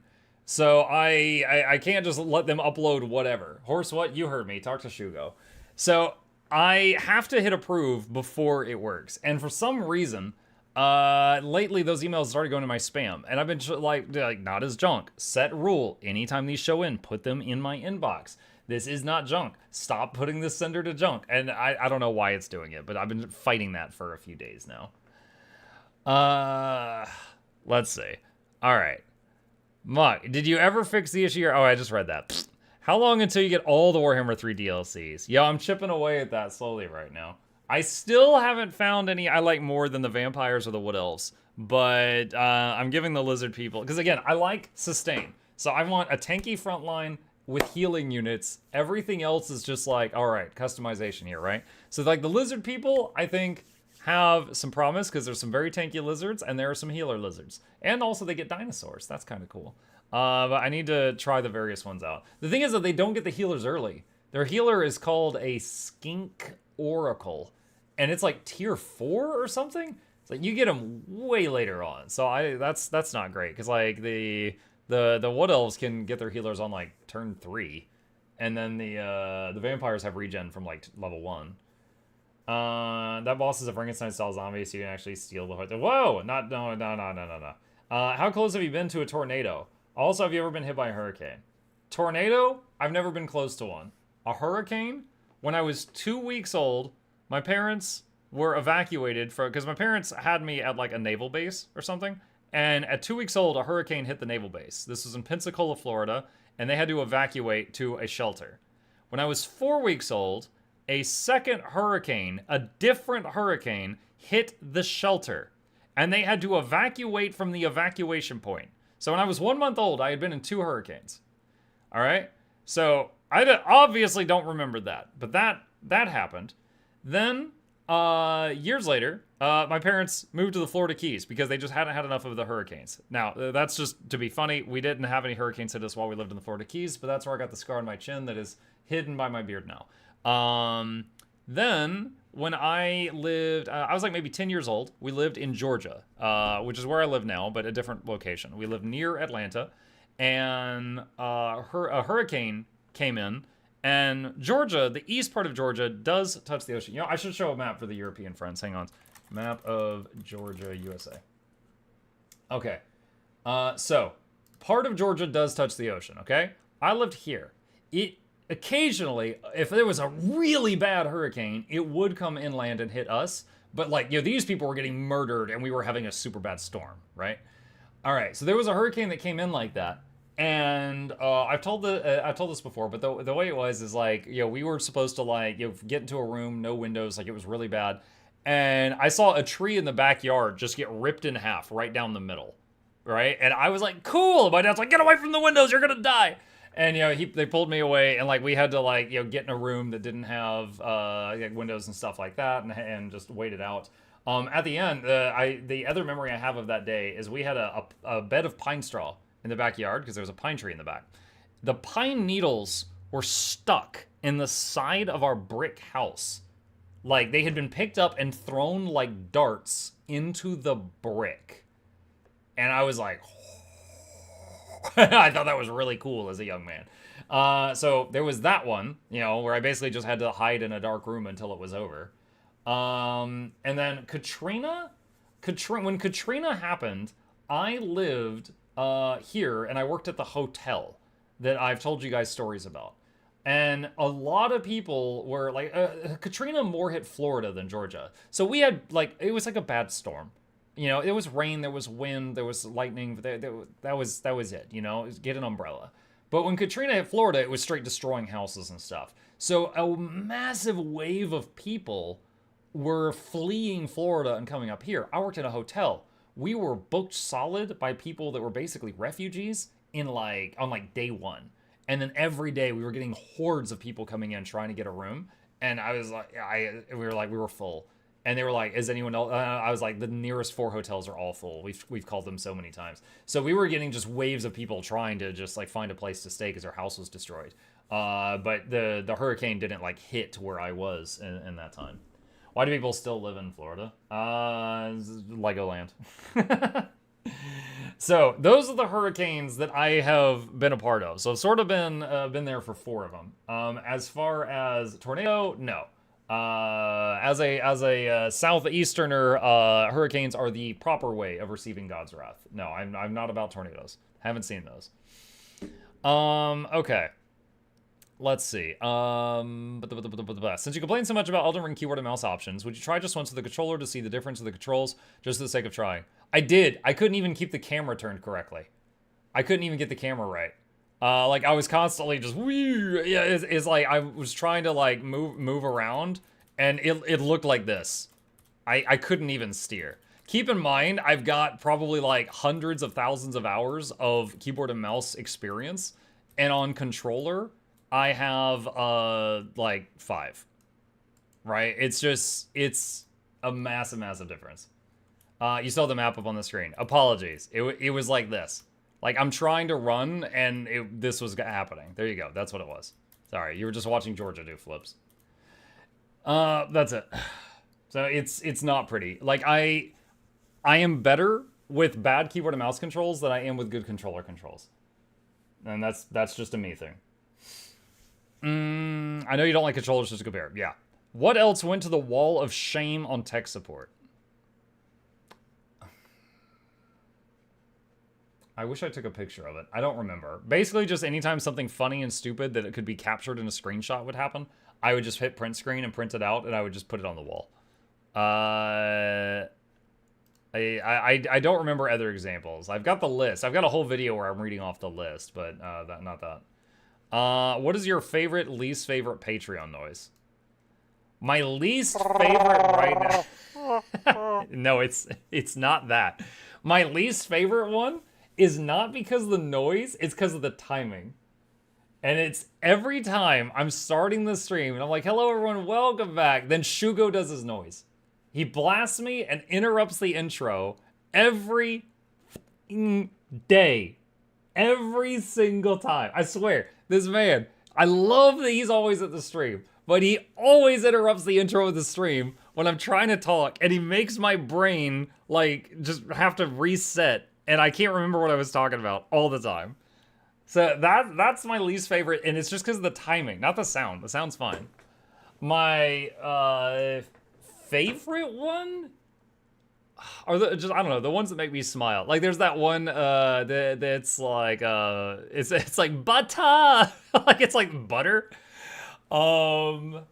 There's like the one that's like I'm weaving. Oh, that one's funny. There's a handful. There's a handful of really funny ones. I mean, we've got the collection. Hang on. Let me see. Daystar. Where's the Patreon's Herald? Hold on a sec. I can pull up the bot. Okay. Let's see. This is Seth's. Oh, look at the cute little kid. Wait a minute. This is not approved. I don't know what this is. I need to look at that later. He just submitted this. I don't know what that is. Never mind. I will come back to that. This is Aura's? Aura! Are you here? That's Bertree. Hey, look, it's the Tree of Birds. How are you? He requested that. This is Loranity. Shut up, Bram. I don't even care. Fun fact, Loranity's not actually a patron. I just set that up to play when she talks as if she was a patron. She's not one. This is mine, so I can test the bot every day. This one's Noxxi. Okay, I didn't play the game that's from. A lot of people in chat freak out whenever Noxxi makes that happen. Odiello?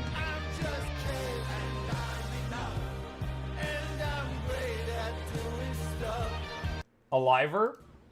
Pictures of Spider-Man! Okay, that one has led to some laughs. Ben?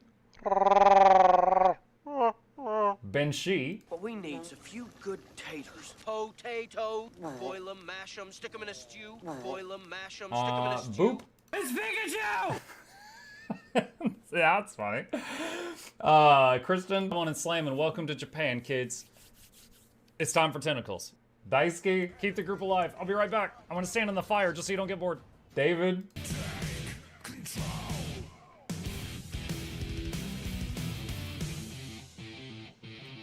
Eternal Fragment. I don't know what to do, so I'll just eat some snacks, get real fat, and stay in my room. Grizzly. Crimson Spud, Moonlight Potato. Ah, yes, that was from my time playing Sekiro. Gwen. Oh, hi. So, how are you holding up? Because I'm a potato. Hamura. Hamura. Oh my god. Hironoto.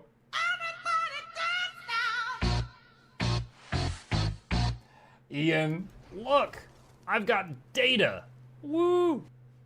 Java. What does the mug say? Num num num num num num num. I don't even have any Num, memory of num, when I num, did num, that. num. Jester.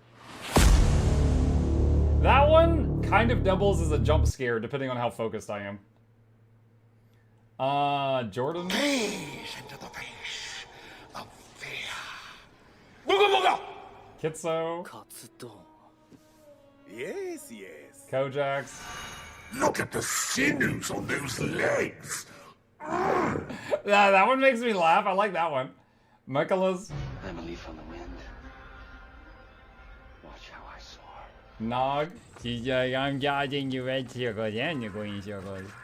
I am maximum safe. Nyx. Milk, juice, spiders, Dr. Pepper. Spiders? Spiders it is then. No, that wasn't. But she was already pouring him a brimming glass of spiders. Oira. Pox. Again, doubles as a jump scare. Riley. Did he say Cyclops? Did it hurt your feelings? Scott. I ain't got time for you, baby. I don't know if I've ever actually heard that one go off since he set that sound up. Shugo. Let's rock. Tangerine. Guys, look at me. I'm so curvy. Vandal. Sublime! That one has led to some laughs. He's done that one a few times. Dude, I'll be like in a game that's spooky and reading like, and after the accident, 47 children were found dead. And then Sublime! And I'm like, what? Like, there's been multiple times that something horrifying is going on, and he'll blast that, and it just, like, derails everything. It's like a complete mental reset. Venvim? Smooth like And Will. Well, hello there. That's it. That's every patron sound we currently have that is locked and loaded. I've got two I've considered signing up for. The Asura, My Ears, How Are You? And Gaze Upon My Fiery Mirrors from that other RPG you played. My favorite Asura voice line is the Asura Necro that says, "You're dumb, you'll die, and you'll leave a dumb corpse." Mike, I'll cut the part before from the boss on Trials of Mana when you said I'm not a furry, but I have no memory of that. Clearly I need to get on Patreon. I want to raise your rent. Raise your rent. The carrot slap is up for grabs. Do it. Okay. All right, that's it. That is it. That is the last patron question. All right, so any more questions in the chat before we wrap up this segment? Go ahead and hit me. And if it's something I'm willing to answer, I'll do it. I could have misheard, but do you own the Pikachu patron sound? Bluebell. The Pikachu? Oh, I've already forgotten. I don't know who had the Pikachu sound. The Pikachu sound is from this. Who's that character? It's Pikachu! It's Queen Jenna!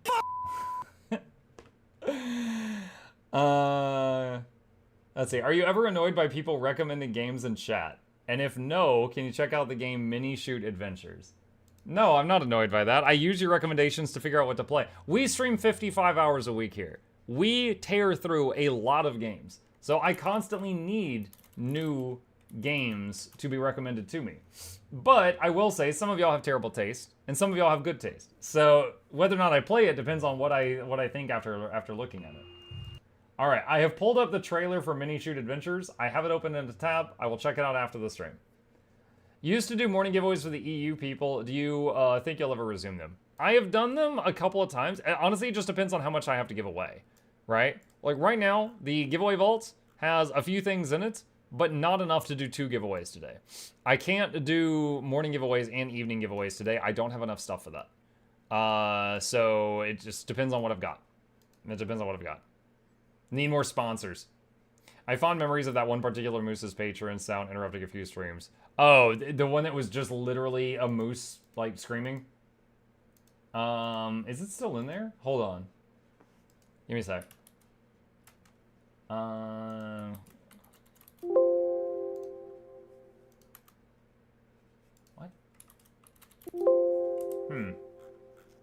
I guess it's not in there anymore. I tried using Control F moose and it didn't find anything. All right, yeah. Yeah, it was just like a loud moose noise. How often do you get sponsor of the month patrons? Depends on the month. I haven't had any in a few months, but the last time it happened was like I think 3 months ago, but we had 3 that month. So sometimes I get 0 and sometimes I get multiple. You played Warcraft 3, have you played StarCraft 2? I've played I've played Warcraft 1, 2, and 3 and all their DLCs, and I have played StarCraft 1 and 2 and all of its DLCs. I guess I should say expansions. Yeah, I have. I would love to do another playthrough of the StarCraft series. I recently did a playthrough of Warcraft 3. I would love to do a playthrough of the StarCraft series on stream. Get it recorded. I'm too poor to get him to play Grand Blue Fantasy Relink right now. Hey guys, my friends and I got back on Gores 2, but I was wondering if Secret of the Obscure is worth it, or should we wait for the next expansion? Secret of the Obscure is good, and it adds some stuff to your character that will help you in the next expansion as well, if you're interested. And also, Soto is currently on sale for the first time, so it's a good time to get it if you care to get it. Makes me think of that episode in the first series of Pokemon where they did, who's that Pokemon? So circular Pokemon, and it was Jigglypuff seen from above. Yeah, those are a few of those. Did you play Asheron's Call 2? No, I've not played that. Have you seen the LI Core Thief that just puts Pistol 3 on autocast and hits 30k DPS? What's your opinion on such builds? It's totally fine. Like, one, if you put the 3 on autocast, you are going to constantly be out of initiative. So you're not going to be able to do much of anything else, and you're just providing damage. I don't think it's bad. Okay, here's the thing. You can clear almost all the content in the game, almost, with all your DPS doing 30k. All right? Hell, you can clear almost all of it with all of them doing like 10 to 20k. If they're doing more, great. That means there's less time for mistakes to happen. That's totally fine. So, is there anything wrong with there being like a lazy build that could do like 30k? No, because there's builds where people try really hard and they could do 40 to 50. So if the lazy build was at the roof of the game, I would think that was a problem. But if the lazy build is just adequate, I don't have a problem with that. Then there are people that are going to enjoy that are just trying to play in a more chill way, and that's fine. Can you please collaborate with Twitch friends and play this together? Chained together? What is this? Poor lost souls. Do you want to escape the flames of hell? All right, I've got it. Again, the thing with Steam trailers, they frequently trigger like DMCA stuff. I'll take a look at it. You know, another game I still intend to play with somebody else is Keep Talking and Nobody Explodes. Originally, I said I'd play it with Errol, but he's been so busy lately. Maybe I'll play it with Boy. That might be funny. I think we would just be screaming at each other. I want to do that at some point. For those who don't know, Keep Talking and Nobody Explodes is a game where one person has a bomb and the other person has the instructions, and the first person can't see the instructions. So you have to be like, no, flip it over. No, the other way. No, pivot. Look for the red button. No, that's a switch. The button. Like, it's basically just like one guy yelling instructions at another guy. Get Flute to do it. That would be funny too. Boy, keep talking, nobody explodes would be an excellent stream. Shy just calmly explaining instructions in the slowest way possible. Yeah, I'm like, we're gonna die. Talk faster. Sounds like me teaching WhatsApp to my dad. Can you show us some cheap / collection locked cool skins? Is the legendary amulet worth buying all the Living World seasons? There's two ways. Okay, the Living World seasons give you more than the amulet. They also give you more content for the game. So if you enjoy the game, the Living World seasons are more content that you can enjoy. And you don't have to get it all at once, but it's good. You can get a legendary amulet in two ways. You can get it from PvP or from Season of the Dragons. Season of the Dragons is the better way of doing it if you've got access to those maps. Tech support simulator? No. No, tech support scarred my soul. I don't want that. Which legendary is easier to get, Ascension or Ad Infinitum? I did Ad Infinitum because I had done so many fractals just for fun that when I realized Ad Infinitum existed, I was already 80% of the way done with it. Ascension requires you to do, like, win... Mukluk dancin', mukluk bobble dino dance, mukluk bobble mukluk dancin'. You have to win ranked PvP matches on multiple classes. So, for example, the game queues me against Platinum 2 level people because my Ranger's been there. Even if I play an Elementalist for the first time, it'll put me against Plat 2 people. So I would have to lose like 20 games before I get a win. So I was like, I'm not doing Ascension. And that's just the curse of my matchmaking rating. So for me, Ad Infinitum was easier. Muk would probably be super good at Keep Talking Nobody Explodes since he's got so much tech support experience. Outside of the lack of revive potential compared to Scourge, any downside with using Heal Chrono in a group new to strikes and raids? No, Heal Chrono's excellent. Heal Chrono has really good stability output, really good Aegis output, has good healing, has good boons, stuff like that. Yeah, it has not great revive potential. It does have a trick it can do, but it's not good. But yeah, no, Heal Chrono is fantastic. What's the best way for people who hate World v World to get Gifts of Battle? Unfortunately, they only come from World v World, but if you use a bunch of boosters and XP increasing things, you can shave off like 4 hours or something from how long it requires to get it. You can make it take way less time, but it's only obtained from one place. Are you going to play the 4 40k cleaning simulator thing? The power wash sim? I wasn't really considering it. It looked like a funny meme, but I don't know that I'm going to play that. Let's see. It'd be extremely specific if I played that game too. Did you see the bomb experts play that game? No, I haven't. I have not. Have you considered making your own game? I have not. I love my current job. And not many people could say that. I'm very lucky in that regard, right? I think I would be a good consultant to try a game. Like, for example, I can play V Rising and be like, hey, this game is great. It would be better if you added wireless crafting. You can find examples of games that did that really good here, here, and here, right? If you consult, I could give you input because I played 85 games last year and 93 the year before. I have played a lot of freaking games. I have a lot of experience with different titles and different features and things like that. I don't have any vision in my head for like a new game I want to create. I can look at a game and tell you pretty quickly, this would be so much better if X, Y, Z. And then the people can take my advice or not. I think I'm good in that regard, which is why I make like the review videos. Put on some mood music to get to battle. What about Heal Herald? I've had mixed successes with it in Fractals. How is it in raids?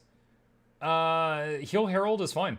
Heal Herald, you need to have competent teammates, right? Not like the best, but they need to at least be like standing in the pile, right? Because like if you're Heal Druid or Heal Scourge and a teammate runs off and does something stupid, you can get them up with the snap of your fingers. Herald can't do that. But if as long as the people are together, it can support them very well, which is similar to Heal Chrono. I thought you could do Gifts of Battle from PvP and World v World. No. Gift of Battle is only from World v World. You cannot get it from PvP. Wi-Fi crafting. So wireless crafting is basically like, okay, you guys ever play a game like a survival game where you're at the crafting station? Guild Wars 2 has wireless crafting. If I go to this Huntsman station and I want to craft this, it will pull these from my bank. An example of not wireless crafting is I have to go to my bank, grab these 3 items and carry them back to this station, and then I can craft it. I think everybody understands now. V Rising, the only negative thing I had to say about the game is it didn't have wireless crafting. So I was doing lots of carrying handfuls of things around my base, like from A to B, from C to D, from E to F, etc. That's examples of that. And, you know, there's not every game wants that. But that is an example of something that I would give as feedback to those type of games. So for example, me and Boy are playing Grounded for like the 400th time, and we've got this big house structure that we've built, and we've got one wall that's storage chests that holds things, and then the crafting stations are all a certain distance from the chest so that they pull from them. Would you try to VTube sometime in the future if you got a chance, and what would you like to be your avatar? So VTubing, one, it's kind of fun. There's been times when it's like if I don't know, I don't feel good, or maybe I got like, you know, a giant red zit on my nose or something. I don't know. There's times I don't want to show my face, and it's so relaxing to just put this guy up. Oh my god! Like at this point, pants optional. It's, oh my goodness, it's so chill. It's so relaxing. Like, don't have to do my makeup. You know, just nothing. It's so great. It's so great. The potato is almost as good. But you could still see, if I have the potato up, you could still see if I've just got like the sleepy eyes, you know? Can't see. But like this hides the sleepy eyes. So there is definitely certain things that I think are awesome about VTubing or PNG tubing or whatever you want to call it. However, I will say that I myself I try to make the show that I want to watch. And if I am watching a streamer and something really funny is happening, it's usually, to me, made more funny when I see them dying laughing on the screen. You know, it's infectious. If I see a cartoon character going, ha, ha, ha, ha, ha, you know, then it's usually not the same to me. So I try to make the show that I want to watch, and I don't think I would want to watch myself as a VTuber. So it's fun as like a redeem from time to time. Also, I know that getting the model and the rigging done for a good like VTuber model is insanely stupid expensive. So that's a thing. What would my model be? The little minion guy. The little shadowy dude. I've thought about whenever I stream on YouTube, there's some people I have seen on YouTube that every time they stream they use like the same thumbnail. And I have like a thumbnail per game. And I was considering commissioning one where it was like my minion guy like working at a computer, and like Mukluk the Asura and a bunch of my other characters from different games were behind him and like, you know, leaning over and like giving input or advice to use as like thumbnail material. But I haven't actually pulled the trigger on that idea, and I know it'd be expensive because most artists will charge by the character. But that's an idea that I had. Some 3D models work with laughing, but sure, it's expensive. Yeah. There's an event game I got a mail about a while ago. The other thing about a VTuber is you can wear a green shirt. I just like wearing dark colors. I mean, you almost always see me in like black tops and blue jeans. You only hate World v World if you go for the gifts of battle. Are you going to try Condi Mech? The Snow Crow's guide is really outdated, and I would love to see a fresh view on it. If I get an opportunity, I'm game for it. I love a Fashion Wars video from you. I've been struggling with getting more gem store skins, and I'm sure the game has a ton of them. Okay, every time I've ever watched another fashion contest, I usually don't agree with who won. I definitely do not have the same eye for fashion as other people. I think, I love how my character looks right now. I love how my dude looks. To the point where I'm like, oh, well, yeah, I don't need to use up my, you know, what is it? The 1,228 transmutation charges I have saved up, you know? So, dude, if I had a fashion contest, anyone that comes in with a wizard hat would win. Monk, you have a chance to obtain a most free account shared swim speed infusion from the new event. Check out later. What's the new event? Where is it? Bonus event. Earn ornate rusted keys, open sunken chests, and trade for underwater rewards. Speak with Astora and Lion's Arch. Okay, I'll check that out a little bit. Just doing the Q&A till the questions are exhausted. Just use the potato and you are a VTuber. Yeah, but then I'd be copying wooden potatoes. You used to do that. Your tune's pretty cool, that's all I asked. Oh, thank you. I mean, me as an Ellie main would like to see you play Condi Weaver. I don't want to touch Weaver again. I really... No, well, okay. I really want to drive this point home, okay? A couple months ago, I had the only root canal I've ever had in my life. I would rather sit in that chair, which it took about 5 hours, and let them do that and play on my phone and get another root canal than play Weaver again. I really cannot drive this point home any harder than this. Okay?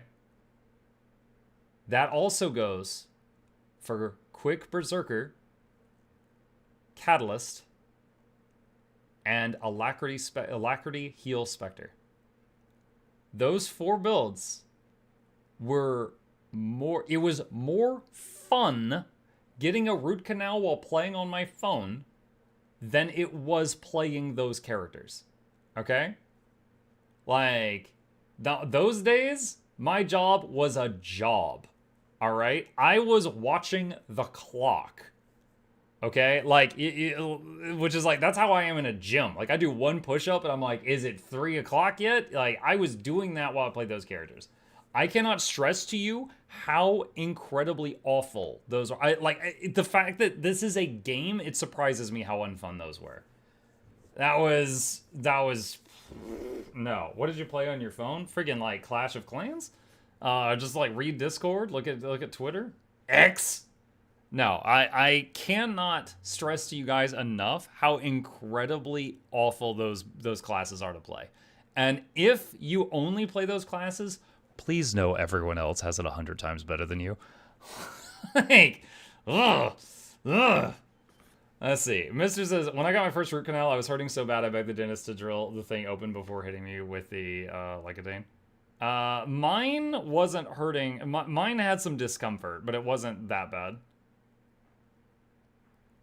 Any interest in the first Descendant? I don't know what that is. Like, I will say Condi Weaver is very easy. It's essentially just 3, then 2, and then cast Signets, and then stance out of character. Yeah, maybe. And how much CC you got?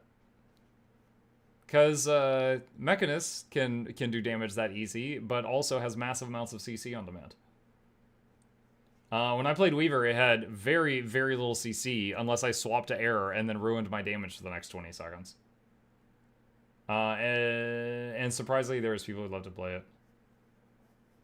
It's a new Korean third-person shooter MMO. Oh, I'm not familiar with it at all, no. They hated Muck because he told the truth. Man, dude. Like, I'm sorry. I really do not want to... Like, literally, guys, I'm someone who gets paid to play video games.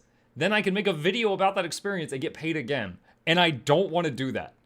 Okay? That is how awful it is. I'm declining getting paid twice to play Weaver. It is so trash to me. All right, it is just like, it is an actual like small amount of torture. Muck, did you try? Wait, what is this link? Hold on, I'm catching up on this. Did you try Ranger Spear? Yes, there was a video from this morning about my experience with Ranger. I tried Ranger, Necro, and NG Spears, and there will be videos on all 3 that are going to come out over the next 3 days. The Ranger one went out this morning. The Necro can do more damage with 1 key than the whole Weaver rotation. I don't know about that. Okay, there are good Weavers, right? Like Mello, when he plays Weaver, does like 40-something K damage. Like there are really good Weavers. I'm just saying, like, the amount of effort they have to put into it for the result that they get, plus the fact that they have very low health, plus the fact that they have, like, no utility, plus the fact that they have, like, no CC, plus the fact if they do anything wrong, their damage is screwed for the next 10+ seconds, and they're dead. Why? Why does it exist? Honest question, why does that exist? Like, in its current state, why did they allow it to be? I actually started hating Weaver so much I started playing Revenant instead. My trading shop says my shop is locked and I should unlock my newly account. How can I end my trading so it helped? Wait, what? My trading shop says my shop is locked and I should unlock my newly account. Amiraj, if you are brand new to Guild Wars 2 and you're on a free-to-play account, there are certain restrictions that are on the game because of them combating against people like, bots and gold sellers and things like that. So you might have some restrictions on your trading post, is if that's what you mean. If so, it's when you buy any expansion so that you've got the paid-for version of the game, those are lifted. Can Janthier be gifted from a Steam account with Steam balance to a non-Steam account? No. You could use Steam money to gift Janthier on Steam to another Steam Guild Wars 2 gamer. But a non-Steam, the standalone client, which does not use Steam, you would not be able to buy copies of the game for that client with Steam money. If your new paid account's the first one, should always go stupid. I should only buy expansion. You can, yeah. I will say they are on sale. I think right now, if you buy Path of Fire, it also comes with Heart of Thorns, and it's like $7.50 for 2 expansions.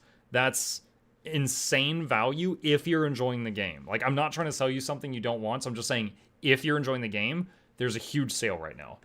Like, I'll put a link to it there. That's for the online shop for the standalone client, not for the Steam stuff. Any chance for Soulbeast testing? I actually did that last week.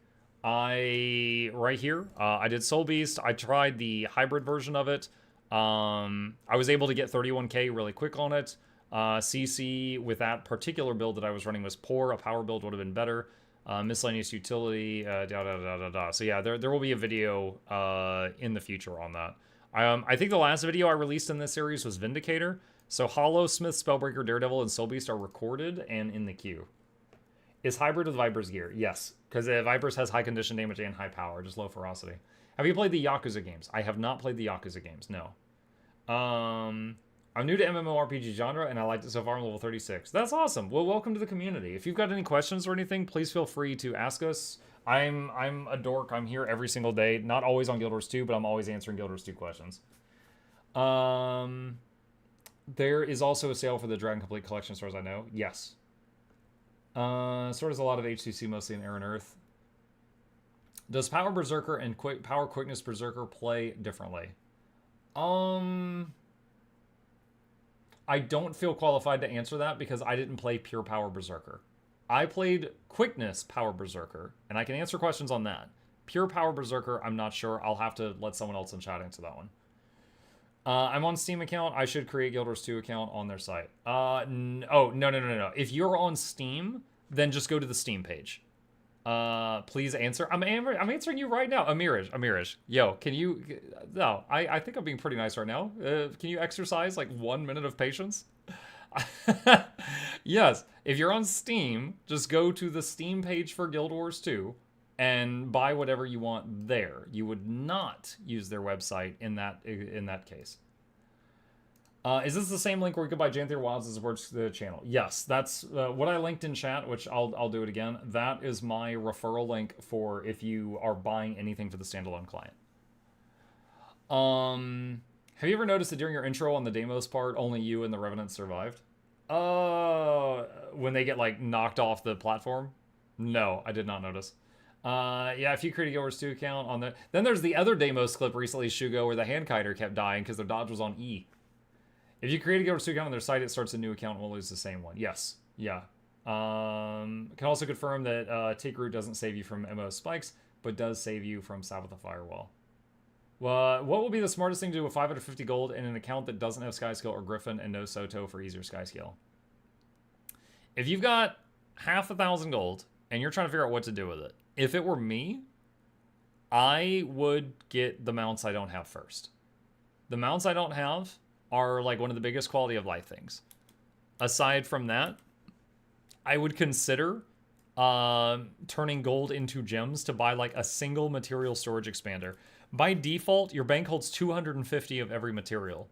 Getting a material storage expander one time doubles that to 500, and that is a massive increase of what you can hold. Like, I've done it so many times I can hold 2,000 of everything. But it getting one of those is incredibly nice. Thank you for the answers. You're very welcome.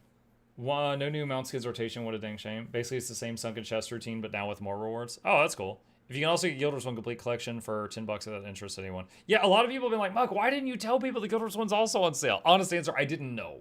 I didn't know Guild Wars 1 was also on sale when that sale started.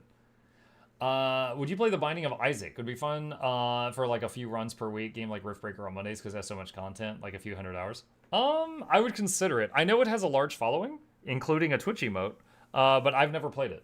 I would say it looks grotesque, but I know there's got to be something to it there because it has such a big following. What is the best way to get T4 mats for trinkets and or T2 and T3 legis?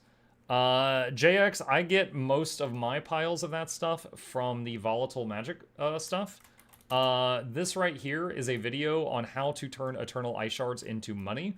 And it's like, you turn Eternal Ice Shards into Living World Season 4 currencies, and then you could turn those into packs of trade goods, and you could sell those for gold. But you can stop at any point in that chain. But that video there shows how I have gotten millions of those materials in the past. I know it's insanely out of reach, but permanent bank access is insane quality of life. Yes, it is. However, it also costs thousands of gold, and in my opinion should be after you get... Okay, so here's the thing. Permanent bank access contract gives you access to your bank from anywhere. You can still walk to a bank and get access to your bank. If you don't have a sky scale, you can't get to the areas that require a sky scale. That actually unlocks new pieces of the game for you. So I would focus on the mounts before the stuff that just saves you a trip. So let's see. Currently, if I go to Trading Post and I type in contract, the bank one is currently almost 7,000 gold. Let's see. Jamming to some Guild Wars 1 right now. Loving it. Nice. Anyone have advice about getting back into the game and not feel like it's a grind to get mats or do endgame content? Hello, Danadas. My advice is that this is supposed to be a game, right? A game is supposed to be fun. If you're not having fun, literally do something else. If you're playing the game and you don't want to just rush for endgame content, don't. When I got back into it, came back after a 5-year break. I wanted to play through the whole story, but I got burned out if I did the same thing too much. So each day I would do one chapter of the story that I had missed, and then I would go to a map that I had not opened up, and I would do a little bit of the world map. So for example, here's a waypoint. Oh, here's a point of interest. Here's a hero point. Here's a waypoint. Here's a hero point. Here's a point of interest. Okay, I'm bored. And that's it. I made it a daily activity whenever I would play this to open up a little bit of the world map and to do a little bit of the story. So slowly, over time, as I played, I opened up the whole world map, and I finished the whole story, and it was a lot of fun, and I enjoyed that. Other people might enjoy just saying, screw the world map, I don't care, I just want a world v world all day, every day, that's it. And that's all they want to do, and their name is Radish. You know, and then there's PvP all the time, and then there's the people that are incredible at just flying griffins. What is it? With the Wings Guild, you know? They could do some crazy stuff on there. So it really depends on what you enjoy. But if you're not having fun, absolutely try something else. And if you're not having fun anywhere in Guild Wars 2, try a different game. The goal is to relax and enjoy your free time. I love the game, but hate that I have no one to play with, really, and then like to do things like I love Fractals. Seems like a bit toxic with getting high DPS. I haven't experienced that, but I will say I always make my own groups. So I don't really ever have that issue in my parties. But I am sorry you've experienced that. I will say, if you're interested, you are welcome to join our Discord, which I'll link in the chat. And there are Guild Wars 2 channels, and you can like chat with people there, get to know folks in the community, find groups, stuff like that. If you are interested. JG says, I've no life Guild Wars 2 off and on for a year now, taking a break for the Tarnish and loving it. Yes. Yeah. Honestly, like for me, I love Guild Wars 2. I would highly recommend taking breaks when you need to. Like when I went from Guild Wars 2 7 days a week to 1 day a week, I still love it, and it really allowed me to like branch out and try other things and come back to it. T3 fractals are more exclusionary than T4 are. T2 and T3 fractals are weird because you pass through them and you don't usually go back unless you're just doing dailies. So it's just like you're there for a short time and then gone. But like T4s, you might group with the same people for years. And T1s, there's constantly new blood coming in. Only things that bothers me in Guild Wars 2 is the time-gated stuff. Yeah, so okay, I'm trying to think of time-gated stuff, and I immediately think of like Aurora and Vision have some time gates that take time, and then there's like fill up the bars and stuff like that. And yeah, I agree with you. I see the necessity for them in some cases, but yeah, I don't love them either. I'll +1 that. Important note: if you want to play with the people but have no one to play with, you could join a guild. Good luck telling pretty stories to defeat Sarasium. Wait, pretty stories? What?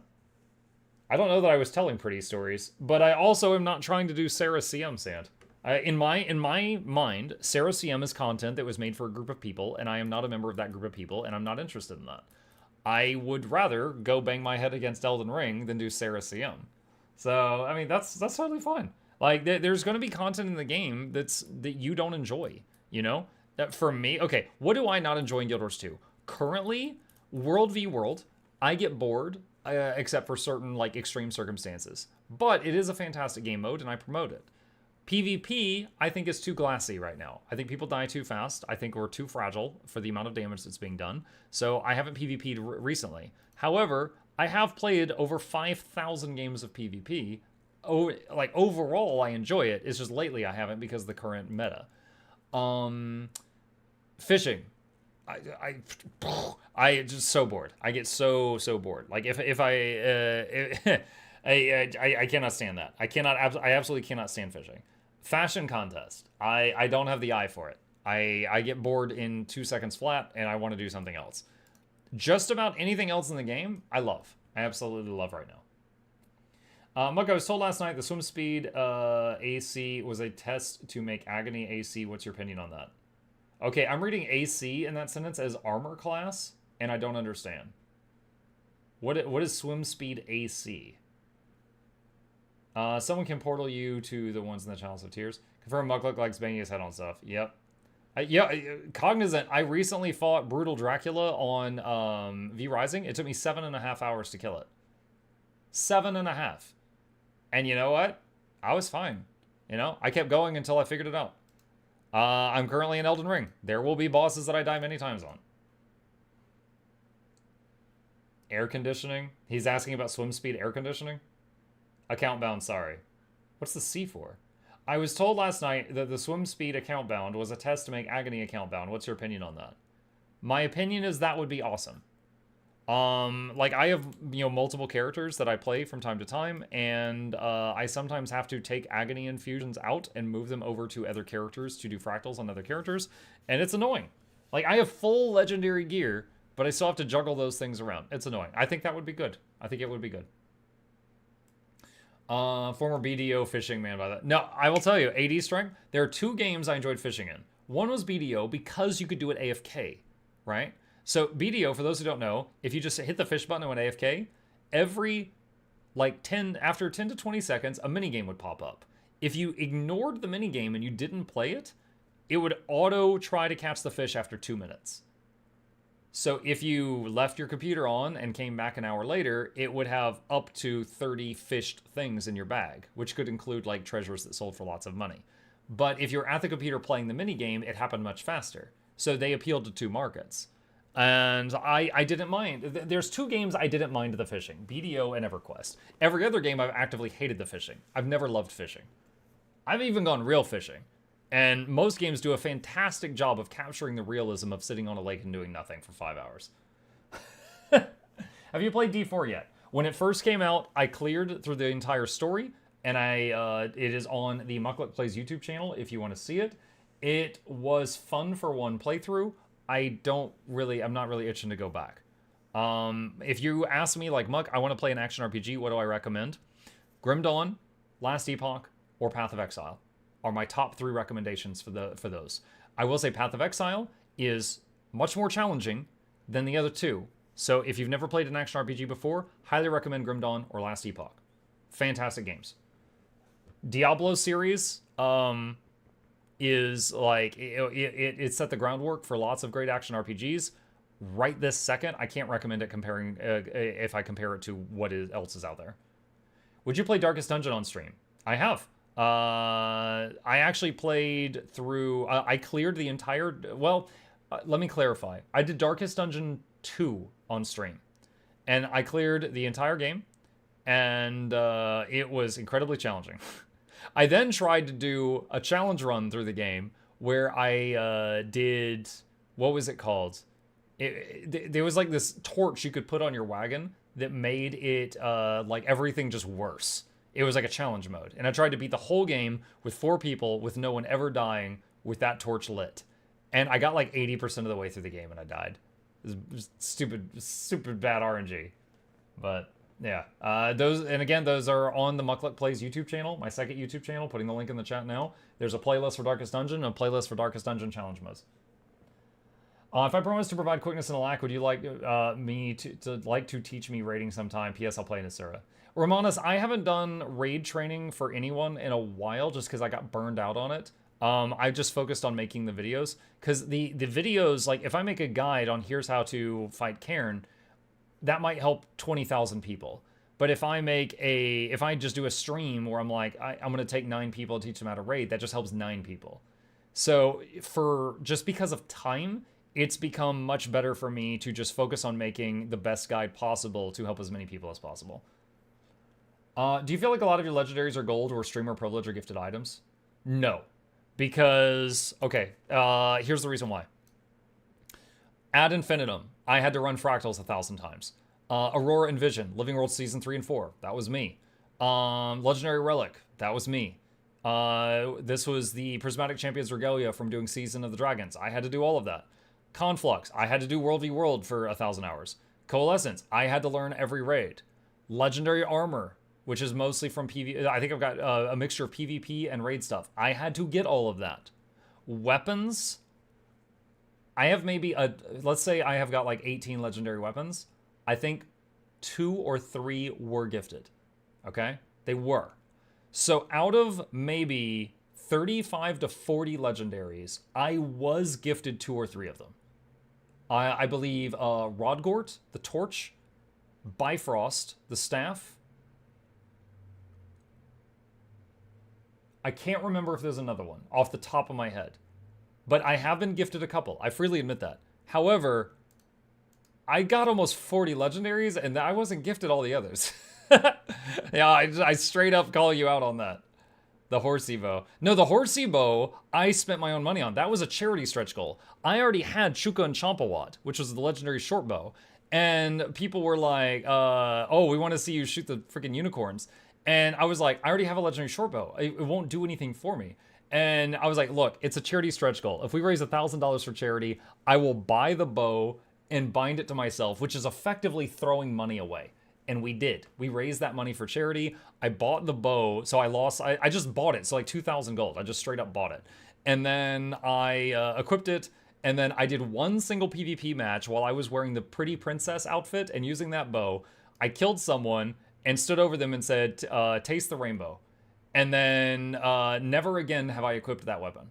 That was a one-time thing for charity, and I've never done that again. But yeah, I just effectively just took like 2k gold and threw it in a dumpster. That was all me though. No one gifted me that. Yeah, it was a core memory for both me and the person. The option to unlock the ice shard vendor is not there. Wait, what? The option to unlock the ice shard vendor is not there? Who's the person in Eye of the North you talk to unlock the vendors? I'm trying to remember. Hang on. Hang on, I'll try to help. This should be a quick trip. Hang on. He also spent an hour after that stream crying in the shower. Fully clothed, sitting in the corner, listening to Celine Dion. I did. Why the hell did I not think to do partially PvP World v World or PvE Legendary Armor? So the Legendary Armor, the thing is, let's say you're raiding with a group of people, right? You might have raid night. Like every Monday we raid. Then, on your own time, you could PvP and be earning that Legendary Armor. Or World v World. So I feel like you could do raiding and one of the other two at the same time. Is it Lady Camilla? Okay, I think Lady Camilla, you talk to her and you unlock the other stations. And I forget exactly what it's called, but the one you want to unlock is the one that adds these people over here for the ice vendor. Do I have any ice to turn in right now?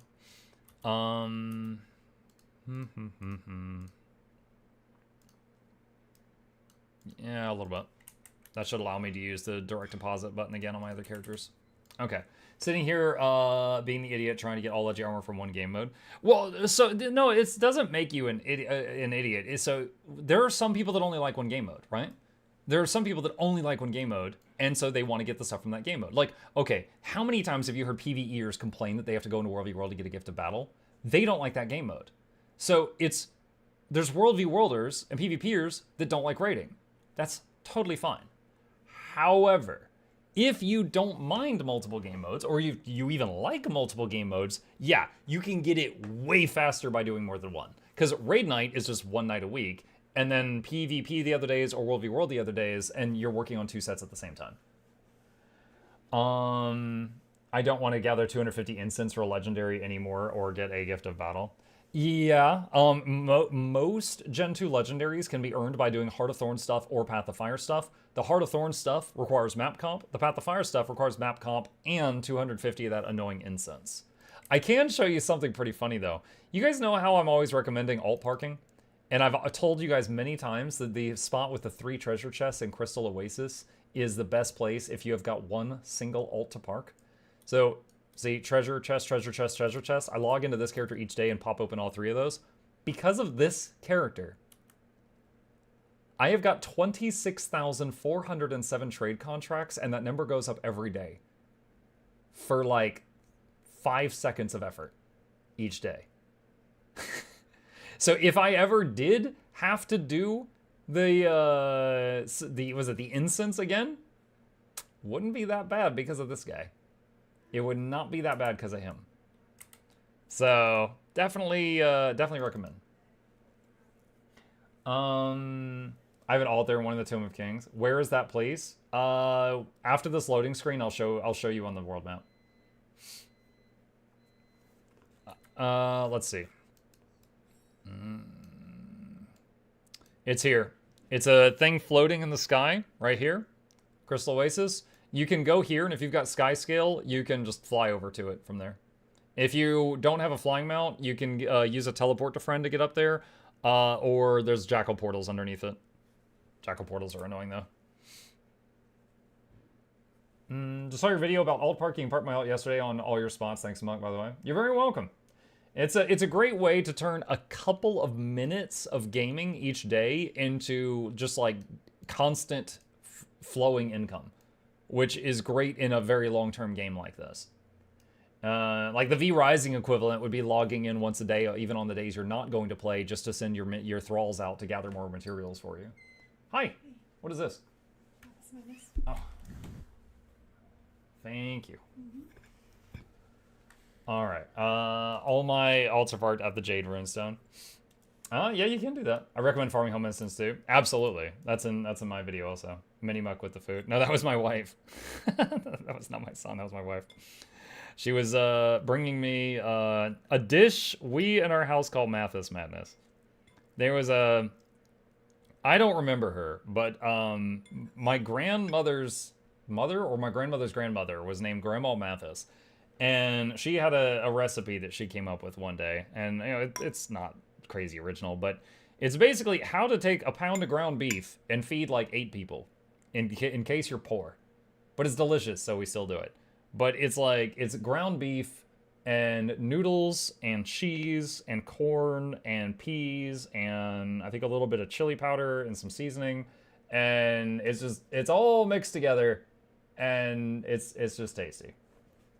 Hot dish, little bit. I can withstand up to 2 Scovilles. That's my limit. But yeah, I usually just throw some salt on there. It's delicious. It's really close to eating like lasagna. Again, it's nothing too crazy, but it's something that my family line has been doing for a few decades now. Was dinners to hide your dom? Yes. Let's see. Is it edible yet, or is it still like molten hot? Yeah, we're gonna do it. What are your plans for July 4th? Let's do this. July 4th, I'm thinking I might try streaming that day. You know, really break the mold. I think what I'll probably do is I'm gonna stream that day, and I'm gonna get really mad when I'm trying to go to sleep that night and fireworks are still going off outside my window. So I think that's my plan, is to just get a more disturbed sleep than usual, you know, from the fireworks and the sirens that are going off.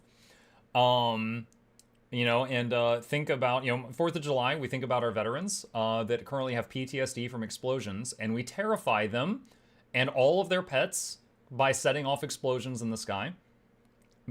True story. Every veteran I know, and I know like half a dozen, they all they despise 4th of July because it's just like freaking flashbacks for them.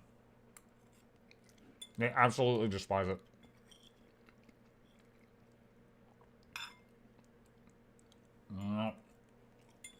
I'm one and I hate it, yeah.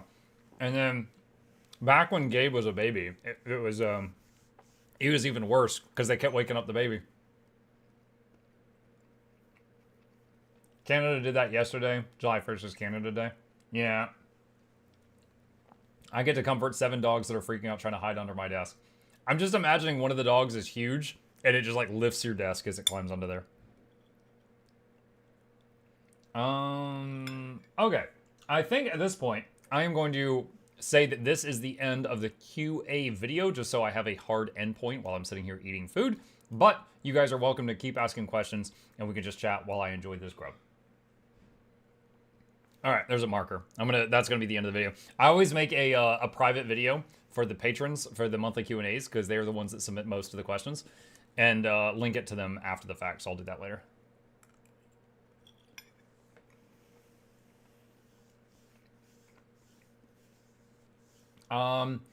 What is this? Monk, will you try Ashes of Creation when it releases and give a guide on every one of the 64 classes? Oh my god. I am interested in trying Ashes of Creation. Yes, I have been since they announced the game 27 years ago. However, a guide to all of the 64 classes? I don't know about that.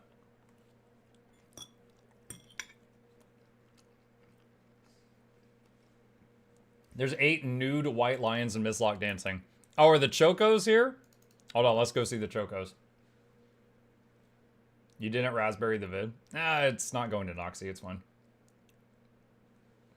The option for the Eternal Ice Trader isn't there. Raging Man, it should be the Karma vendor from her. If she's not there, maybe look her up on the wiki. I don't know, I'm sorry.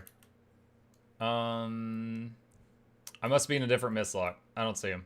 Or maybe it's because I'm on EU right now. Is the Ice Trader an achievement? No, I don't think so.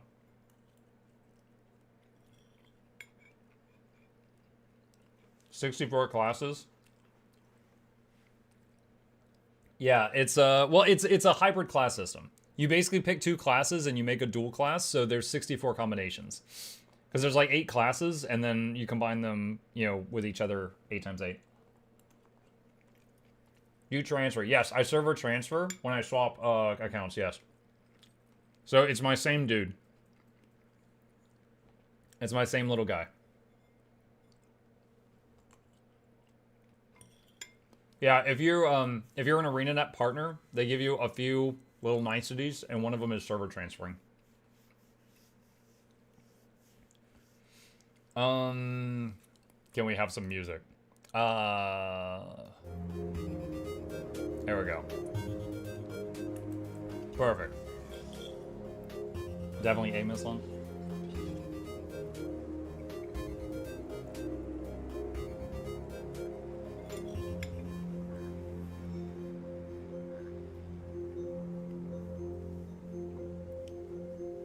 Terraria? No, that's the Mistlock music. That's in game.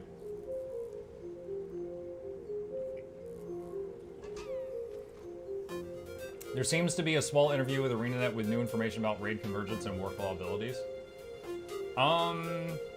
Let's see. This is... I can't read this. Oh wait, it's English further down. Sorry, the first thing I saw was this. And I was like, I don't speak this. And then further down, it's English.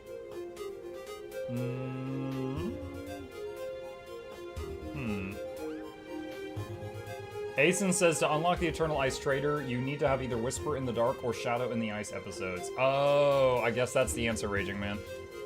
I guess that's the answer.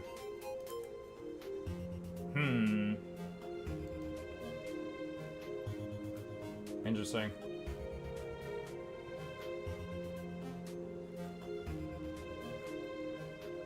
I'll skim this later and see if there's anything new. That looks like a lot of what we've seen before.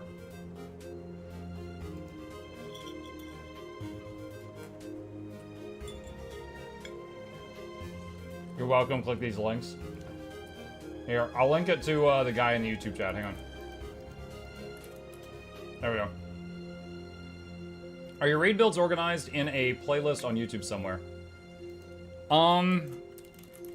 The one, so if you mean the low intensity builds, I just put a link in the chat. This webpage, all of these have been tested since Secrets of the Obscure came out, and they still work. So these still function. If you want any of these. Now, some of them have a pinned comment, like you might open up the video and there's a comment at the top that says, so since May 25th, 2023, add this relic instead, you know, or something like that. So always check the pinned comments under my videos.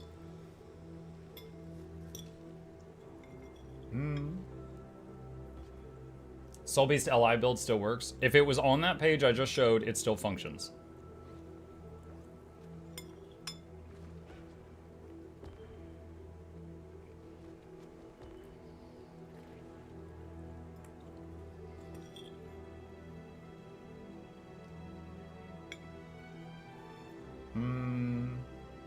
What would be the wisest item or service to spend gems on at the moment from Odysseus? So I have a video that I'm linking in the chat right now called The Best Quality of Life Items on the Gem Store.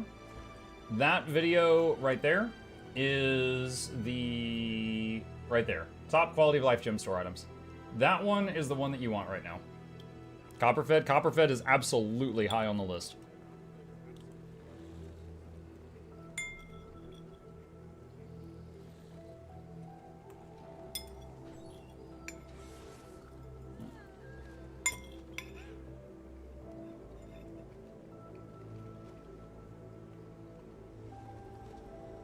Material expander. Yeah, your first material expander is game changing because it just doubles the space of a lot of the stuff in your bank. The salvage kits are so good. Absolutely.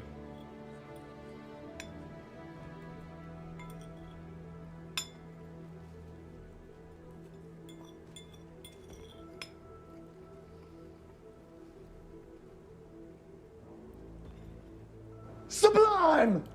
Hey, Vandal. That is the second Sublime we've heard today. I have 500 gold, and I'm wondering if it's worth it to dump everything into home instance nodes. Okay. So, here's my thoughts on that, Xandrix. If you are at 500 gold, you can farm other people's home instances daily right now. And there's nothing stopping you from doing that.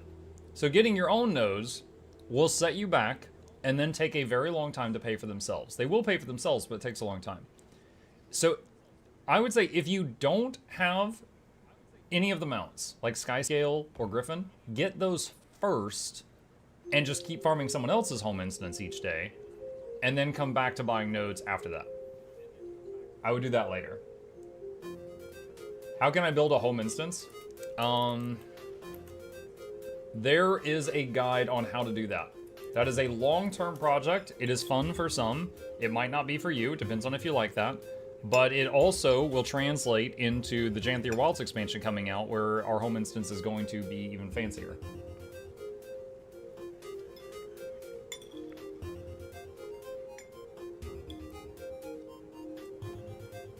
What was the first Sublime? We did a Q&A earlier, and someone asked what all the patron sounds were, and I played all of them in a row. So we heard a Sublime in there.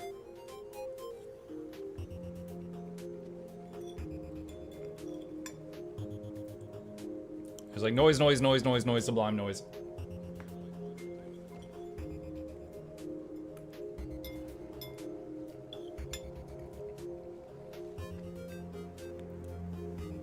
What do you think the new PvP mode would be?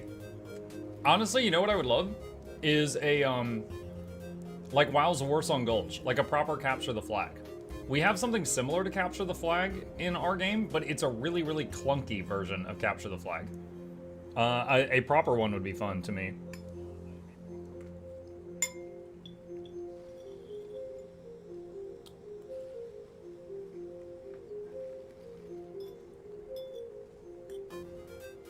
I forgot that even existed. Yeah. It's only in the unranked queue. It's not in ranked.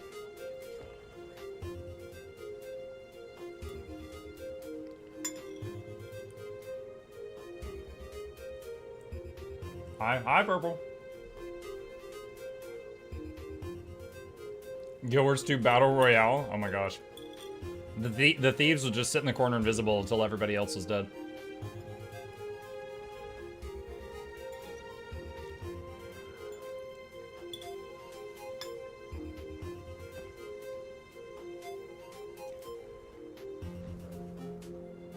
What you eating? A mixture of ground beef and egg noodles and peas and corn and cheese and seasoning.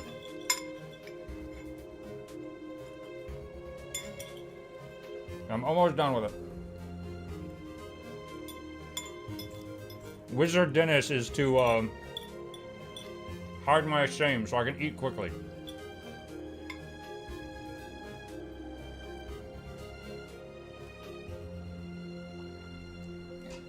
Because of the new homesteads, I assume the gathering nodes will see a massive price increase on the TP.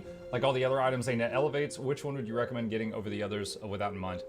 So in my guide that I linked a minute ago about building up your home instance, the first one I mentioned was actually the Aurelium node, because it's free. It's just an achievement reward for running around an Auric Basin and then you get it. And the Aurelium node gives you a bunch of Aurelium every day, which allows you to buy keys, which allows you to open the Exalted Chest every day.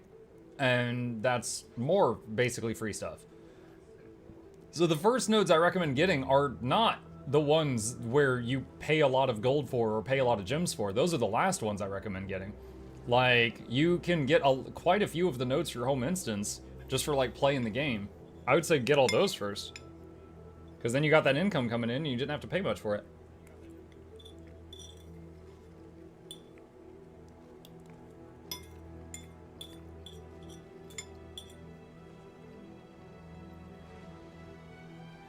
Quartz node's good to have. Yeah, the quartz node, and I think the candy corn and some of the other stuff you get from just like the fractal merchant. One more time. Alright. Moving that to the side.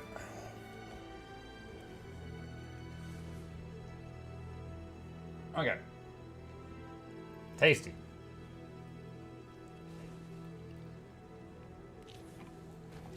The crate, yeah, the crate, there's the crate crystal, there's the one that gives you the, what is it, the parts, like the blades, and there's the candy corn, and there's the, God, there's quite a few, they're on like Laurel Merchants. Yeah, there's the 3 containers from Heart of Thorns, Let's finish cleaning up this guy's bags, they were a mess. Griffin was a secret when POF launched. Yeah, that was crazy. They did not even market the Griffin. It was just like a hidden quest, and then people started figuring it out. Does ANET customarily keep a few things unannounced during each X-Pack, or do they share every feature on offer? They've done secrets in the past. I don't really feel like they do it much anymore. Like, some of the secrets now are like Easter eggs, but not game-changing things. If you have the rich candy corn node as friend as the basic one, you can farm both. True. Yeah, you can. I always have to do the crate quest, even though I already got the node. It never seems to complete for me.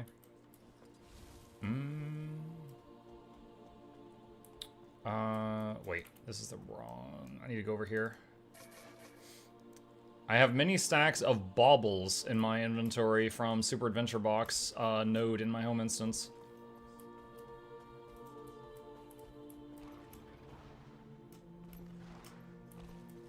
Lonely Tower CM was the secret? Oh god, I don't want to hear that.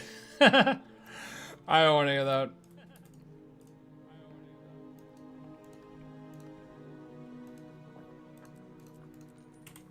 There we go. Okay.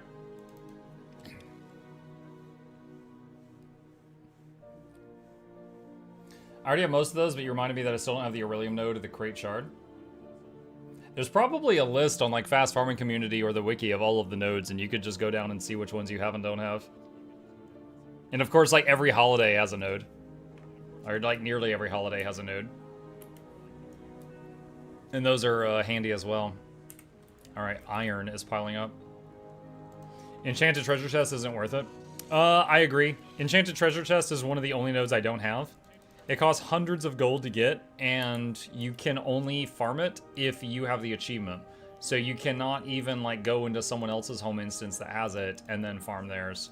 So having it like, for example, you could say like, oh yeah, I got this iron node, and now I do my home instance with 4 other people each day, and so it's spitting out 5 times the amount of iron each day, so big value. You can't even say that with the exalted treasure chest.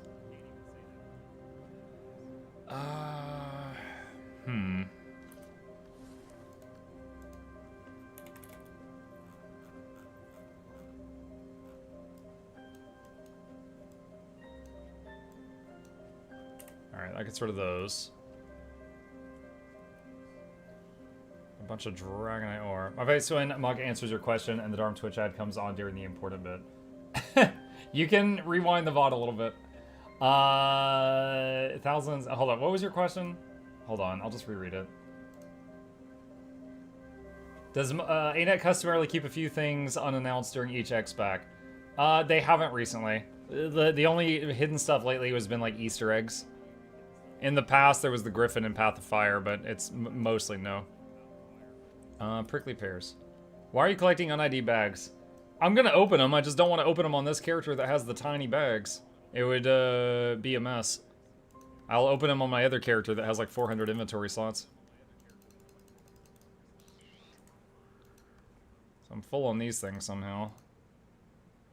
Do you think we'll get a legendary Aqua Breather? If so, when?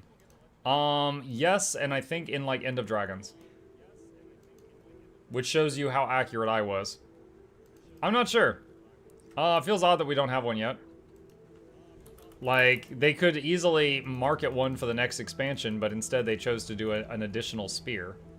Which is fine. But, there's definitely people that want the legendary Aqua Breather. Yes, this weapon book. No, I don't even need that. Alright. Water Dragon X-Pack having water content. We don't do that here. Yup. Now I'm debating on if I should get In the Dark or Shadow of the Ice, because I won't be getting both right now. Should I save my Mystic Coins or sell them? It feels bad paying 89 gold for Living World.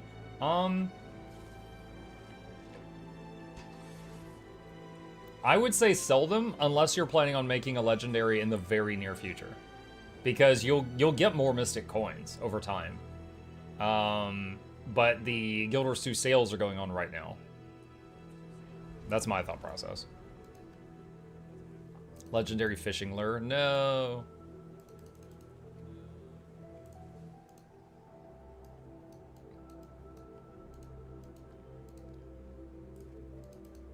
Minstrel. Nope, don't need that.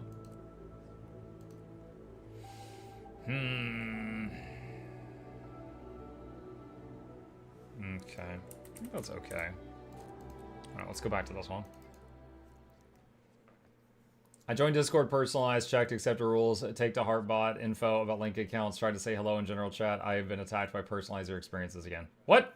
On my Discord, Sonics?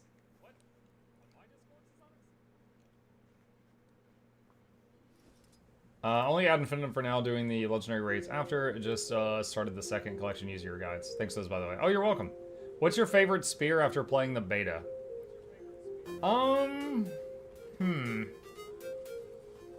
I actually wrote some notes on this the other day because someone else asked me something like this. My opinion on the spears. The warrior one to me looked dull and boring. Also kind of silly because it's a ranged weapon that is better when you're in melee. Guardian, I thought it looked neat. Rev, I thought looked dull. No mechanics, just stab. Not stability, just stab. It's just raw damage, that's it. Ranger, I like the idea of the ranged and melee auto. The other skills seem kind of meh. Like, the 1 is a ranged attack. The 3 is a ranged attack that does like a little bit more damage. If they tweak the numbers on it, it could be fun. With the stealth mechanic, it feels more like a PvP weapon. NG mechanically looked dull, but it was very fun to play. It had a lot of eye candy.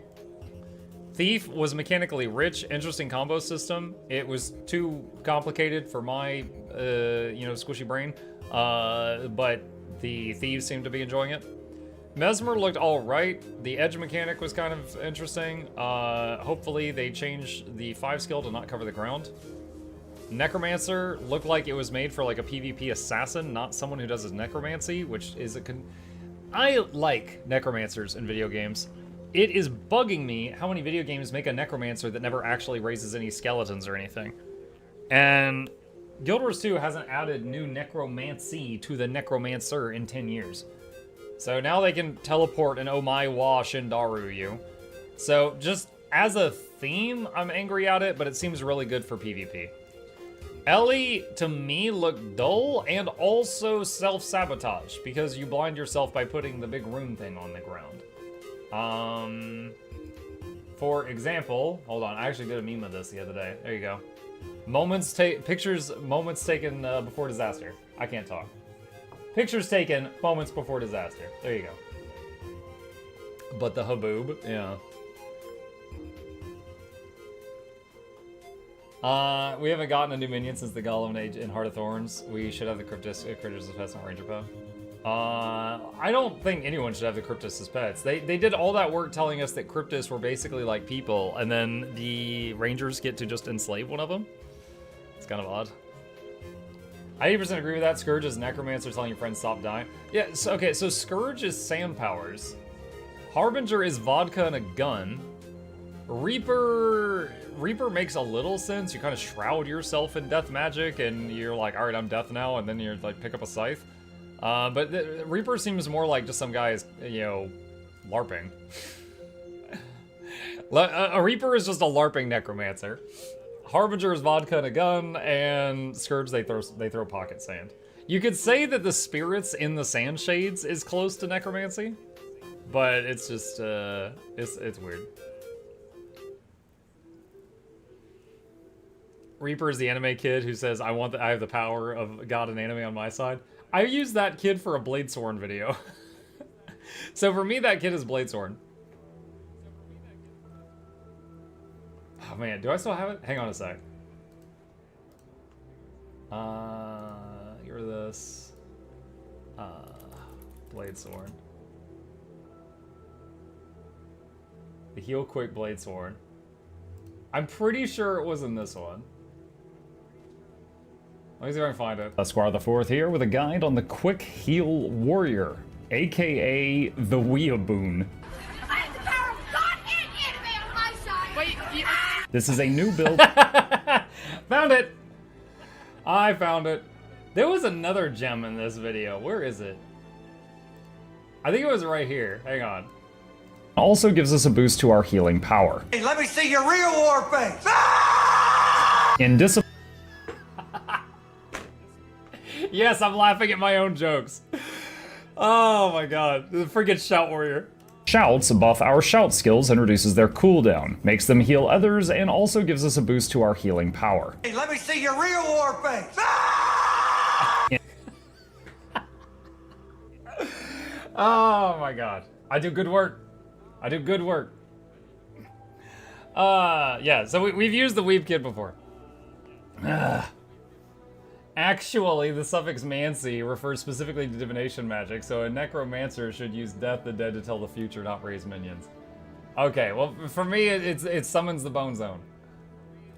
I like how you use Gilgamesh for Virtuoso. Oh yeah, lately, to churn out as many videos as we've been doing lately, we've been easing back on the editing in all the crazy stuff. But I've been doing this custom thumbnails for like every one of them. And yeah, for Virtuoso, I used Gates of Babylon. Let me see, where was it? There you go. That's it. LA Sphere 5 seems tricky to play with, but otherwise I'm looking forward to playing with that. Goku. We used a Dragon Ball Z scene in Smash the Dragon Ball Z and also in the guide to Sabbatha. Both of those. Can we make the next thumbnail? Well, there's not one to make today. Actually, hold on. What was it? Did I do Inji second? Or when I was doing the Spear beta, I'm trying to remember if I did Inji second or Necro second. I think I did Inji second. So I guess NG Spear thumbnail is the next one I have to make, but it doesn't have to be right now. I really love the reacts to Rose's content despite it being terms of service dangerous. Hope you do more of them. Yeah, I think he has one more Guild Wars 2 video that I need to react to. Q&A thumbnail mug. It's okay to laugh at your own jokes until us there's a mirror or you're in the shower. That's when I tell the best jokes though. I've got really good content. Q&A thumbnail. Oh no. So the Q&A videos, when I because they're private videos, they're posted for the patrons. They usually get like 10 views. Like that's just for the high paying people that like Q&As. So I don't usually thumbnail those at all. In fact, sometimes they have a really weird thumbnail because I don't know what it is. YouTube, if I'm like down here in the corner of the screen talking to you guys for an hour, and then there's one weird moment where I make a joke and I'm just like, eh, and I'm like that, YouTube will suggest that brief moment where I'm smashed into the camera and be like, this is the highlight of this video. This should be the thumbnail. And most of the time I'm like, no, YouTube, bad. But for those, because like 10 people see it, I'm like, yeah, sure, go ahead. So sometimes the thumbnails for those are just like completely off the rails. There was some class I tried in the Spear playtest where I went, this is not so bad, wait, there's 0 CC. Yeah, the Ranger Spear had 300 CC, but you had to stealth first. So you had to stealth and then use a movement skill, and then it did 300 CC at the end. I've been loving those tweets. YouTube, this is what YouTube thinks the thumbnail should be. There was one recently for a Weaver video I did, and it looked like me but high as a kite. And I was like, perfect. Let me see if I can find it. Oh, this is it. So I uploaded this 8-minute and 46-second video, and YouTube took this frame and was like, this should be the thumbnail. And I was like... So that's the Weaver experience. I mean, I think it captured it pretty well. I still believe this one happened. Imagine if ArenaNet is releasing a completely different feature and forgot it was the same age as raids when they said something you've been asking for 5 years. And now they see the raid community going insane for a new wing and they're just like... I 100% believe that happened. They were talking about housing. They were talking about player housing, and then the freaking community went crazy, and they're like, Bobby, make a raid! And Bobby's in there coding and crying. Like, they had no intention of doing that. I subscribe to that theory. Looking through to see if there was any other... Oh, yeah, no, here's another one. Here's another one. All right, so Twitch, for those who don't know, when you're streaming on Twitch, let me go to the Guild Wars 2 directory. It grabs a thumbnail every couple of minutes that represents your stream, and then that's the thumbnail on here, and it refreshes it every few minutes, okay? There was one day when I was memeing in front of the camera, and Twitch took the snapshot.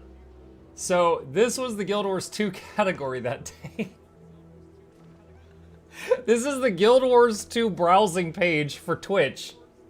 One day when I was streaming. There's Laura over there. She has no idea that I'm over here just trying to escape. Yeah, thumbnails can be pretty silly sometimes. Is that when you were saying it still counts? It was, yes.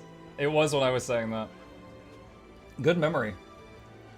Not sure if you know, but we can hear you echoing. Oh, hang on. Okay, I think that should fix it. That happened once last week, and we found to fix the problem, and now I know exactly what to look for. Okay. Muck, the current Twitch frame of me is you saying dodge at the end of your intro. Twitch streamer broke containment. Anonymous gifter, thank you for the gifted sub. Welcome. Appreciate you. All right, I think I got rid of the echo. Tell me if it happens again. Are the missions from the Sunken event treasure event daily? I don't know. Let's go take a look. Let's see. Lion's Arch, right? I need to talk to someone there. It's probably the lady by the lobster, if I had to guess.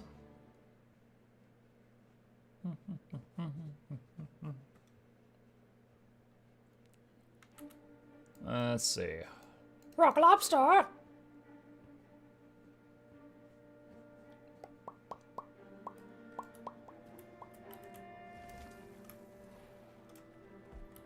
Alright. Speak with Astora. Are you Astora? Yes, she is. I was right. Hey there, freebooter. Here for tips about sunken treasure? What's in it for me? It's simple. Snag ornate rusted keys, follow the instructions I've already thoughtfully provided, and scavenge booty from sunken chests across the waters of Tyria. I'm no stranger to treasure hunting. What makes these chests special? Don't ask me why, but you'll find a good share of specialized infusions for water exploration. Plus, if you find yourself overstocked on keys or for infusions, I've got a supply of wares to trade. Can't be hurt to be ready for undersea activities. Let's get to it. Oh, that's an achievement. I was just LARPing. Okay. Oh, you can spend the keys to buy karma if you don't care about the keys. Did they just add that? Interesting. Okay. Do I have more keys in my bag or are they in my bank right now? There they are. Let's do a few.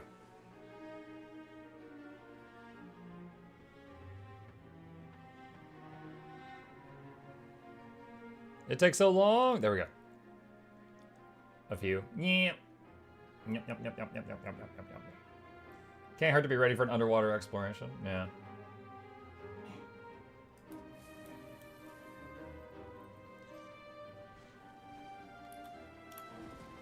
Oh god, why? I was trying to get on the skimmer.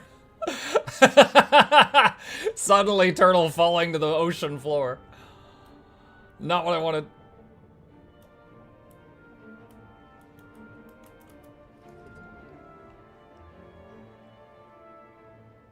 Wait. Oh, why was there a bar, but it didn't open it? There we go. Boop, boop. Sunken treasure first dive. Find and open any sunken chest. Yo, 2 for 1. Next.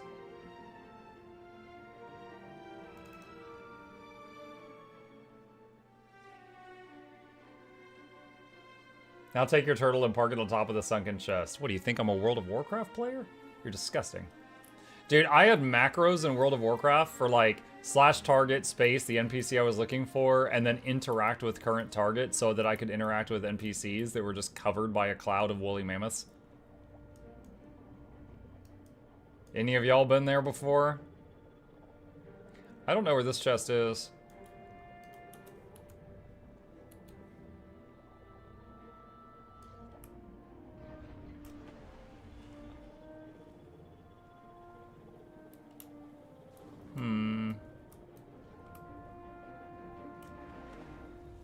There's a commander tag. Is there? Ah, let's see if that guy knows what he's doing.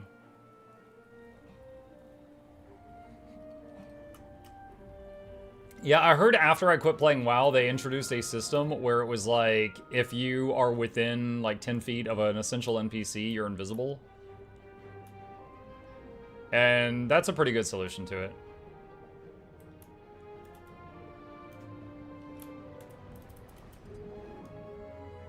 Imagine not having underwater skimmer. Wait.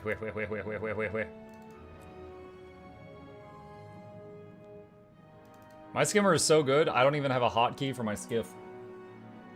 FF14 just added a setting for that too. Nice. It's probably appreciated.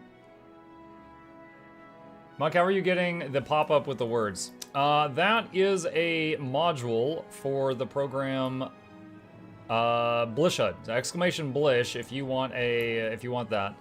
And the module is called Regions of Tyria. Blish HUD basically gives you easy access to 50 different add-ons and you just check the ones you want. And that Regions of Tyria is just a fun one. It's just for fun. It's like a treasure week, Genderin Fields. So you just get an extra, like one extra key for each location one time, I think.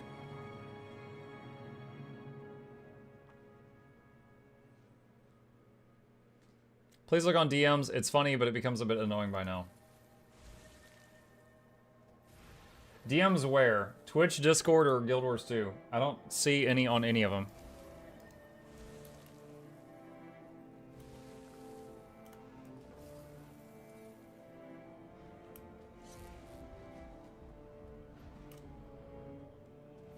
How does your skimmer go underwater? The mastery. I have a guide on it, but there's a mastery for skimmer that lets it work underwater.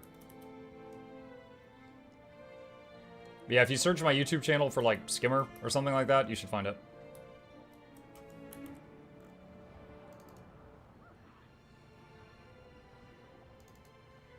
It's a weekly, I think, 2 keys when you open 1 chest per week. Okay. I just got Bloodshed, but my mount radial menu looks nowhere near as cool as yours. It's customizable, Ulysses. Let me see. So if you go to Bloodshed and go to Manage Modules, and go to Mounts and More, and then go to Settings, there's some... This is my settings. So take a screenshot if you want this. You're welcome if you want to copy what I'm doing. That's my setting. Now these is just... You just come up with weird hotkeys that don't get in the way of your other stuff for your mounts, and then bind them in here. Like, I don't hit freaking Control-Z for Roller Beetle. I just use the wheel, and then it does it. But that's it. That's how it's set up.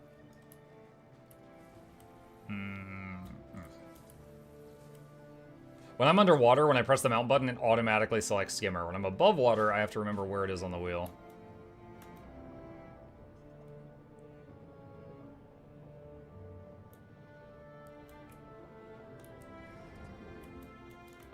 DM'd you on Discord.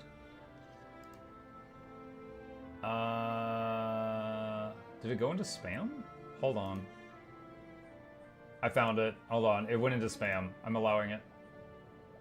Muck help. It keeps happening. Don't be scared by Polish weird words. It says I need to end launch.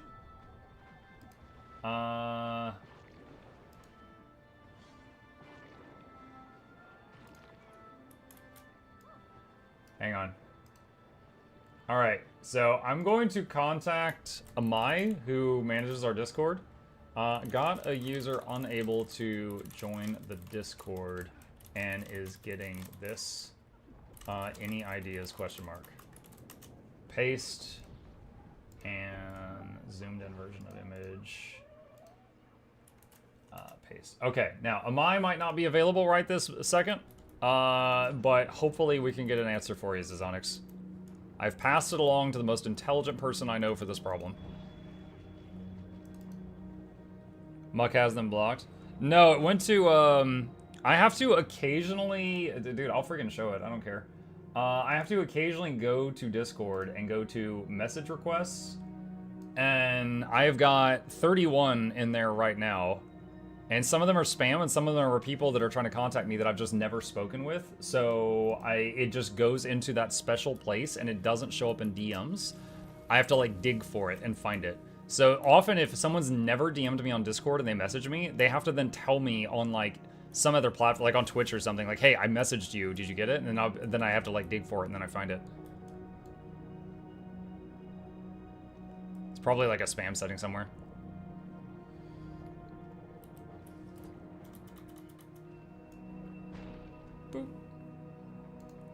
Okay, so I got a second key for that one. That was like the 4th or 5th one we did. So it's just certain locations.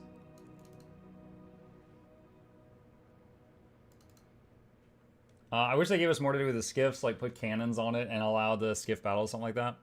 You know what game I had the most fun getting a boat on? Was Black Desert Online. Black Desert Online, most of the ships, like you could get like a rowboat, right? But most of the ships were for like a guild, because like one person would be in the crow's nest, one would operate the cannons, one would be steering, yada yada yada. Then there was one ship that had one cannon on. It was a smaller ship, but it had one cannon on each side, and it could be earned as a solo player. And I earned it as a solo player, and it took a very large amount of time, but I got it. And then one time I went on, this is the wrong way, I think it was the wrong way. I went on a bit of a adventure in the ocean in Black Desert Online with another player. And dude, it was a blast because we had never been out there.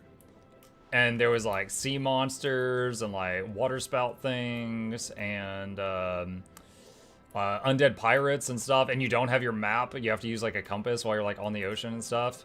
And like we had to watch the durability of the ship because it was like getting ripped apart by some of these events. It was so cool. Like it felt so high stakes because I put so much time into it and it was like crazy dangerous.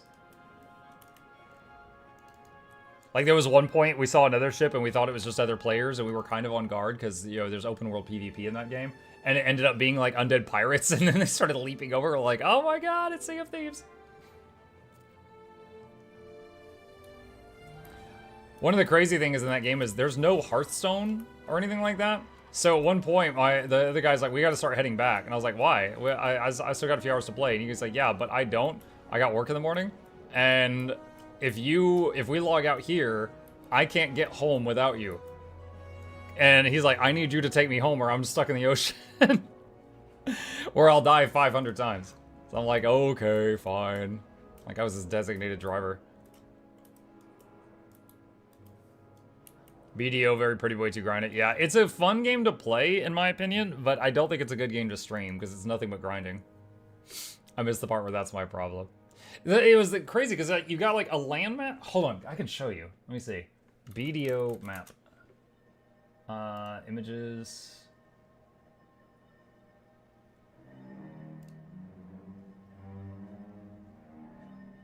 Oh, man, it doesn't even include it on these. Okay. BDO ocean map. Okay. This down here is the top left of the main continent.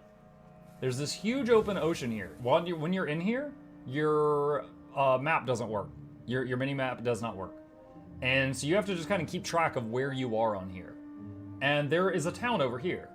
Now, when you die, you respawn at the last town you were at. So if you make it there, and then let's say I like left him and just logged out, and the next time he logged in, he tried to take like a raft and go home, and he gets killed by undead pirates, respawn. And then he tries to go again, tornado, respawn. Tries again, a leviathan eats him, respawn. So he would be like stranded over here because it would keep respawning him back here. That was the problem with the situation. So like if I left him there, he was genuinely up creek without a paddle. He's gonna have a bad time.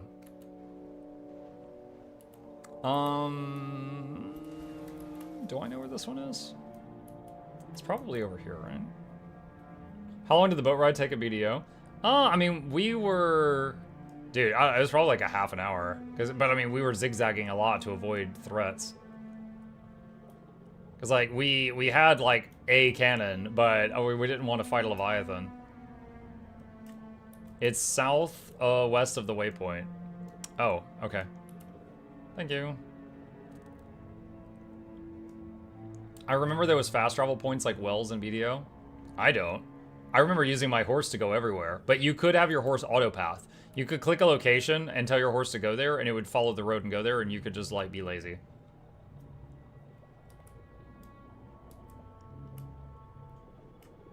You can always ask the key. The key just shows you the point of interest nearest the thing.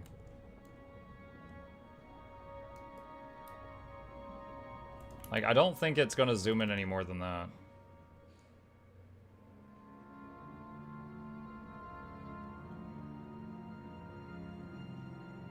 Yeah. So it's somewhere in there.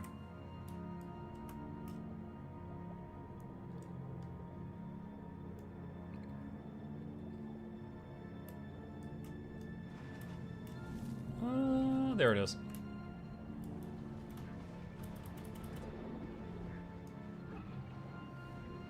Double key, nice. Played like a year ago, and there was a quest line that unlocked faster travel between big cities. You could only take your horse with you, though. Interesting. Yeah, that might have been something that was added after I played.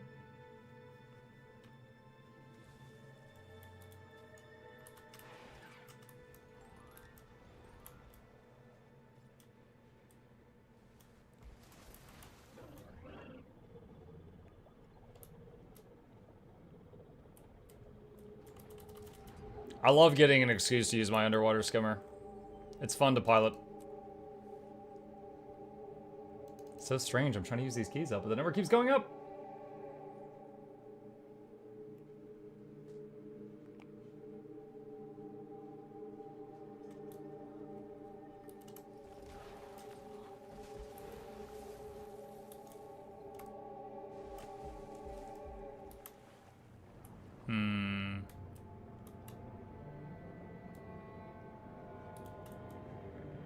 Oh, over there.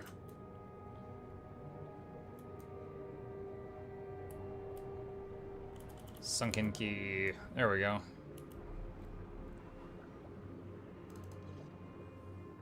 I wonder if the achievements will reset weekly. Oh, sure. Oh, did we come full circle? I think this was the one that we started at. Is this new content events? It's not new content, but it's content that's existed in the game for a while that they've increased the rewards of. And there is a event going on currently that increases the rewards of it again, temporarily. So people are doing it right now.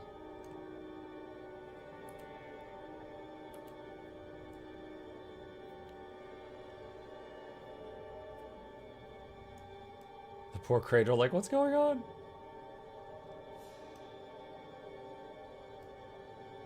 Yeah, this event is for 7 days.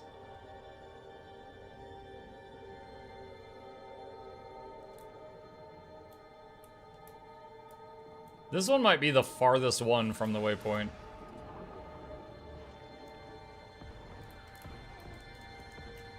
Master Diver complete. Yeah, we just finished a full circuit. Is there a point of playing it longer than for the 30 chest opens? I mean, just if you want to. Like, I find this is pretty chill. It's good content to do while I'm chatting with y'all. I still have level 8 spears and tridents on at least 60% of my tools. They are not ready for underwater content. I got the fancy shark. Did y'all see the shark animations on land weapons? Like, when I'm using the legendary spear, hang on. This spear, when I use this on land, on the beta characters, whenever I would crit something, a giant shark would come out of the ground and eat them. So when I was attacking fast, it was just like, just like super quick. You left like little shark fins behind you as you were like running. When I would throw the spear, it would do like it would throw like ethereal sharks. Currently working on Vision. Thought after Istan, I don't need a monopoly of the currency, but here comes Thunderhead Keep. I'm in pain. Once the Outer expansion will come, people will want that infusion. Honestly, I think it depends on how noticeable the infusion is. Like right now, it's just kind of like, oh, like for those of us that have played this game for like thousands of hours, it's like, oh, here's some cool, very small thing I can do to increase the strength of my characters, right? Or make them better in some way. But the, what was that cast bar for? But honestly, like, I don't actually know how much of a difference going from like plus 10 to plus 30 makes. I did see someone say that if you wanted to get a plus 30 infusion and you used gold to do it and you converted gems to gold and you bought those gems with cash, it's like $16,000. So apparently getting the infusion is more expensive than just going out and buying an actual boat. Now, I haven't double checked the math on that, but you know, I believe it. ANET getting that money. I don't know that anyone is doing cash to gems for the infusion. It's just a hypothetical, if you wanted to, this is what it would cost.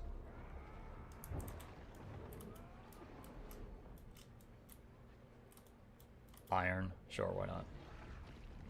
Underwater slap. Oh, wait. Oh, dang it. I was trying to do the stutter, but it's difficult underwater. I was trying to make the huge cloud of tentacles while all those people were there just to have them be like, what the hell is going on? I got my 4,000 gems of pre-order to gold, but that's just because I made a legendary to hate being poor. Poor. Luke keep walking in the room. Smells like poor in here.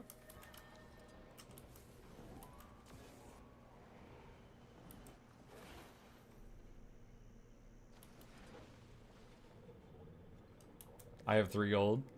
I remember one time I was making Frostfang and I bought the wrong runestones, which was 100 gold. And then I bought the right runestones, which was another 100 gold. And I had like 1 silver remaining and I couldn't use waypoints. And someone in chat was like, oh my gosh, I'm like, here. And they gave me like a gold so I could waypoint around the map. I couldn't travel. And then I had 100 of the wrong runestone left over. They got me to buy 1 for myself, 1 and give away 1 to Muck. The announcer will be a new legendary spear. Yes. So there will be 2 legendary spears. So if you want like a land one and a water one, it will be an option. If you want them to be like different.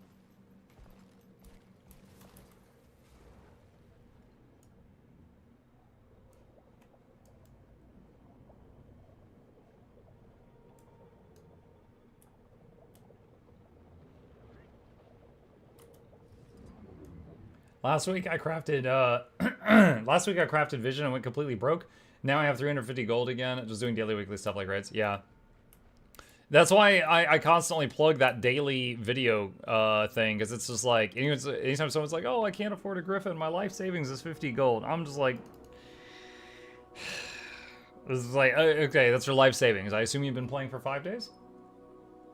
What do you mean? I've made so many videos on how to get the money. What gold video? Do exclamation daily in the chat if you want it.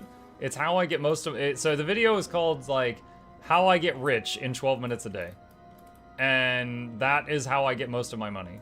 And I'm down from 10,000 gold down to 7,800 because I bought some legendaries recently.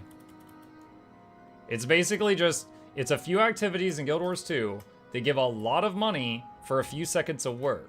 The caveat is that you can only do them once a day. So I just do them every day. It's just a small list of activities that pay you really freaking well for a few seconds of work, and then I just do them every day like a little checklist. Since I've seen that video, I've made 3 legendaries. I've sold them on Overflow. I still hate World v World though. Wait, what? Oh, the waypoint was contested. No. You put me in the wrong location. World v World is godless. Godless? Are you faster skimming above the water or skimming under the water? Or is it the same speed? Does anyone know? I feel faster above the water, but I haven't done any testing.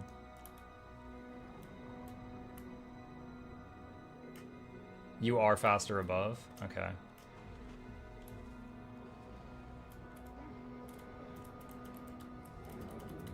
Has the skimmer always been able to be used underwater? No. It's a mastery and a mini quest line that allows you to do that.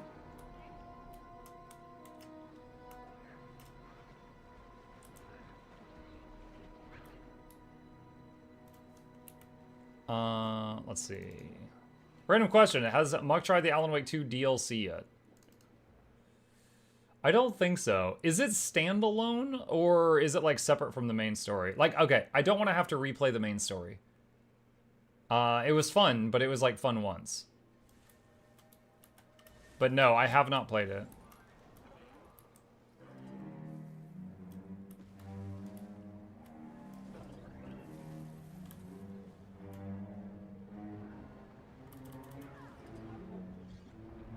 Do you think ArenaNet should pay attention more on HUD? The heads-up display? Yeah. Yeah, right now, okay. Do you see this row of buffs? When I'm in combat, this goes behind my map. When they put essential information down here, I cannot see it in a fight. That's trash. Good HUD is like, for example, my Untamed button is right here, okay? If I go to Druid, I've got a little extra bar here, and there's a Druid button right there. All right? If I were to design the Elementalists, they've got the pistol, right? I think they should get little, like, dots here for their elemental bullets. Necros are getting soul shards with their spear. I think it should show the soul shards, like 1, 2, 3, 1, 2, 3. And if you position them in the right place, they will not get in the way of any of the UI elements for the elite specs. It should not be down here. You can't see that. It's not good. Oh, hey, count swim speed infusion, nice. Turtle, oh my god, what's all these turtles? Chat, fight back! Dancing, bobble, something. Don't let them overwhelm us. Oh my god, thank you. What was that? Little Turtle. Thank you for the raid of 35. Appreciate you, welcome. Muckle Douglas, Pathology, Reginald Esquire the 4th, this is Johnson Van Civils the 3rd, welcomes you and yours to the lab. Hope you enjoy your stay. Entertainment is on the way. Crank at the speakers, don't touch the speakers, giveaways every week. Please take a seat, but you'll only need the edge. Welcome. Thank you very much for the raid. I am actually almost out of time here, but I really appreciate that. I'll be sure to pay it forward to somebody else when we wrap things up. Thank you, thank you, thank you. I didn't say snails. Who got the snails? Who invited the snails? Those snails beat me up last night. I really just like how long some weapon tooltips have been getting. Dude, I know. When I was doing the I Tried series, and I was trying like all the different classes out, Firebrand and Spectre, I would like mouse over this thing, and the boxes went off the top of the screen and off the bottom of the screen. I couldn't even read them. I couldn't, I was like, what? And then I was like, all right, I'm gonna have to Google the tooltip. I couldn't see the name of the skill. It was also off the top of the screen. So I had to go to the wiki, search like Firebrand Axe or Spectre Scepter, and then just read the skills there. And you should not have to go to an external source to read your skills in a video game. Yeah, I bullied them on Twitter for that. Is it because it's old man UI size? No, we actually tried, because there was a lot of people that were like, Mark, if you change the size of the UI, so I did it on stream. I went through all the resolutions and the different UI sizes and scalings. None of them made it readable. It's almost like people lie on the internet. Shameless. Smells of not having a 27-inch monitor. I think what do I run? I think I have 3 21-inch monitors. And I'm quite happy with that. For literally everything except reading Spectre tooltips.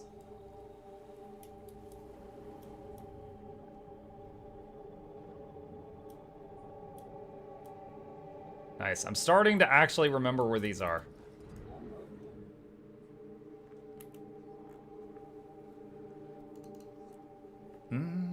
How much do the infusion cost on the TP right now? What resolution do you use? I'm a 1920 by 1080 fanboy. I've been using that resolution for 20 years. Not changing it now. That's not sellable. Do you mean like these? These are 35 silver each.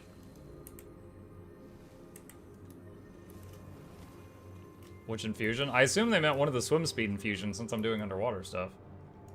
Welcome to GW2uesday. My chat told me you are one of the best to watch. Hello, little turtle. Well, first of all, welcome to the community. I am amazing. Also humble, modest, many things. I am one of the nerds that makes lots of Guild Wars 2 guides. So if you get stuck on anything and you Google like how do I blah blah blah blah blah blah, you might find one of my videos. I also stream every single day, so if you get stuck on anything and if you have any questions, feel free to hit me up. I am happy to answer them. If I can't answer it, I can probably point you to the person who can. I've been nerding it out in here for a while. The whole cycle is about 12 gold total. Do you mean the cycle like the water thing? For now, like, I will say the price of all the water infusions spiked with the recent announcement of the account-wide water infusions.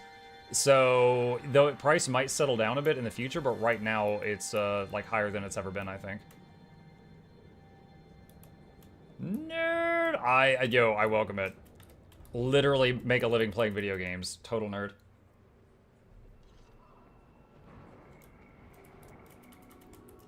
Okay, got that one. Ow! I've been hit. Dude. Get him, shark! It's a rare treat when I'm in underwater and I get to see Jaws. I don't see him much. My underwater shark pet. I believe, Mike, there's a new task in the Wizard Vault for these events. Oh, yeah? Hang on, I'll check after this loading screen. How account-wide infusions work? Seems a classic infusion for one slot. Let me just link you... Alright, this is a 4-minute video I made, it's not too long, that explains the new system for the account-wide water infusions. Just watch that, and it should clear that up.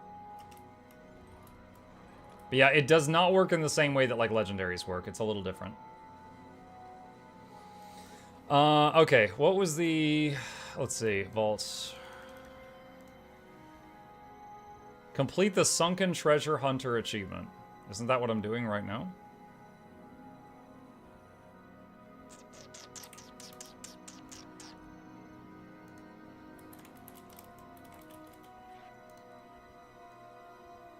Ah, 24 out of 30, so I gotta open 6 more. And you get a spear graphic unlock.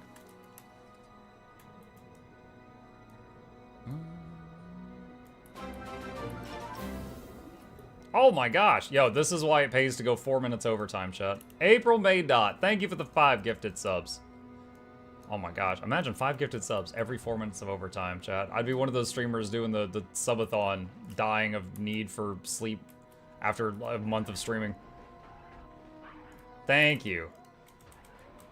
Mukluk Douglas Bartholomew, Reginald Esquire the 4th, this is Joseph S. the 3rd, was you, April May Dot, and your dear viewers, you didn't raid me. And your gifted subs to the lab. Hope you enjoy your stay today, but it's on the way. Cricket the speakers, touch the speakers, giveaways every week. Please take a seat, but you're lonely near the edge. You just stream sleeping time? Oh my gosh. You know what the craziest thing is I've seen? Is the VTubers who do streamathons that also stream when they're sleeping, and they're VTubers. So the sleeping screen is just like a GIF of their character snoring. Like, they could be gone. Like, that's genius. Like, you know, I'm not hating on it. I'm jealous because I can't do that. Like, they're just like, oh yeah, you know, this is totally me, and then they just leave. It's like, wait a minute. Money glitch, yep. Like, they might be, you know, there. You know, maybe you just hear them, me. You know, maybe you hear them in the background occasionally, but, you know, who knows? Who knows, really? Stream a GIF of your cat. We got some good ones. My son has a couple of times set up an iPad pointed at Chip while Chip was napping, and then come back later and then just made it like a time lapse. So I do have some footage that can be used for that. Why is it? I was in combat and the teleport's not working. There we go. Am I going full salad fingers with the rest of the What do you mean you can't do that? You can't do it if you really wish to. Yeah, I'll become a VTuber just to hide my face. Like, okay, guys, it's time for a sleep stream. Good night, everybody. You just hear, like, the door slam as I leave the room.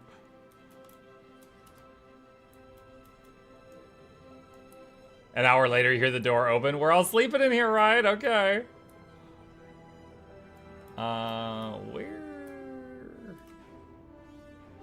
Where is it? Oh, there it is. It's over there.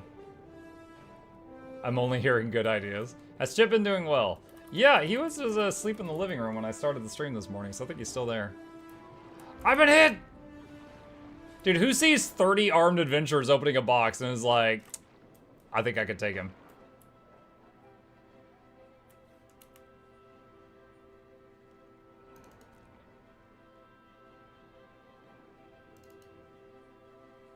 If you want people to pay for that, who's gonna stop him? My wife asked me once if I would ever do like a subathon. And I was like, honey, you realize I stream every single day. And she's like, yes. And I'm like, meaning I don't take a day off. So like, if I got exhausted, there's no catch-up day the next day. And she's like, yeah. And I was like, and I was like, do you want me to be like a deadbeat husband for like a month straight? And she's like, no. And I'm like, why are you suggesting this? Thoughts on underwater content? I like... okay, first of all, I like underwater in this game, alright? It feels good, maneuverability is good, the combat feels good, okay? Like, I just shot a swarm of piranha at that guy, look at that, that's crazy. I really like it.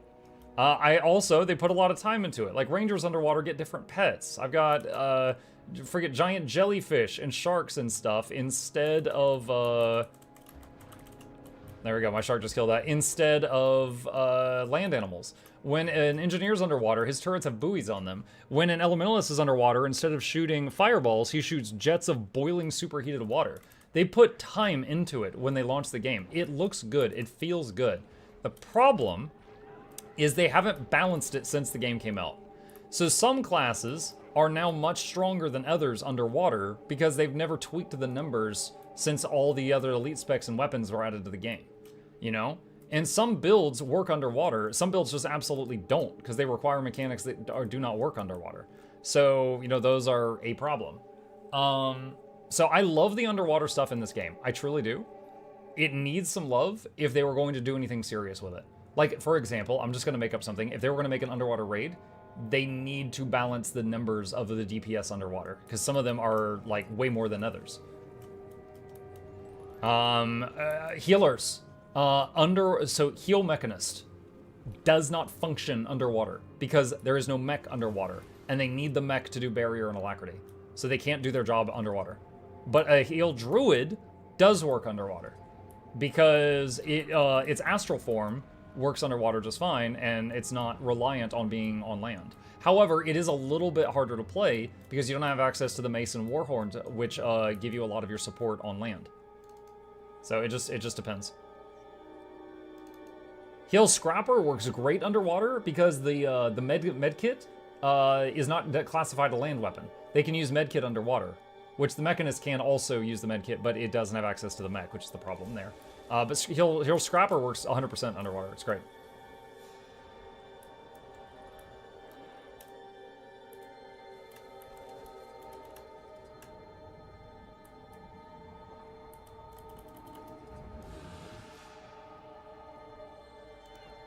There we go. That's 30. We just did 30. So I got a free Exotic Aqua Breather, a free account Swim Speed Infusion, and a worn Voltaic Spear. I'm actually going to plug this on the Twitter. Hang on. Who is that? Indus Robot. Thank you for that. I appreciate you. Welcome. Just a little plug for the new event. It's if you have a few keys, you get more as you do it, and it is easy and pretty profitable with the recent price spike of the underwater infusions.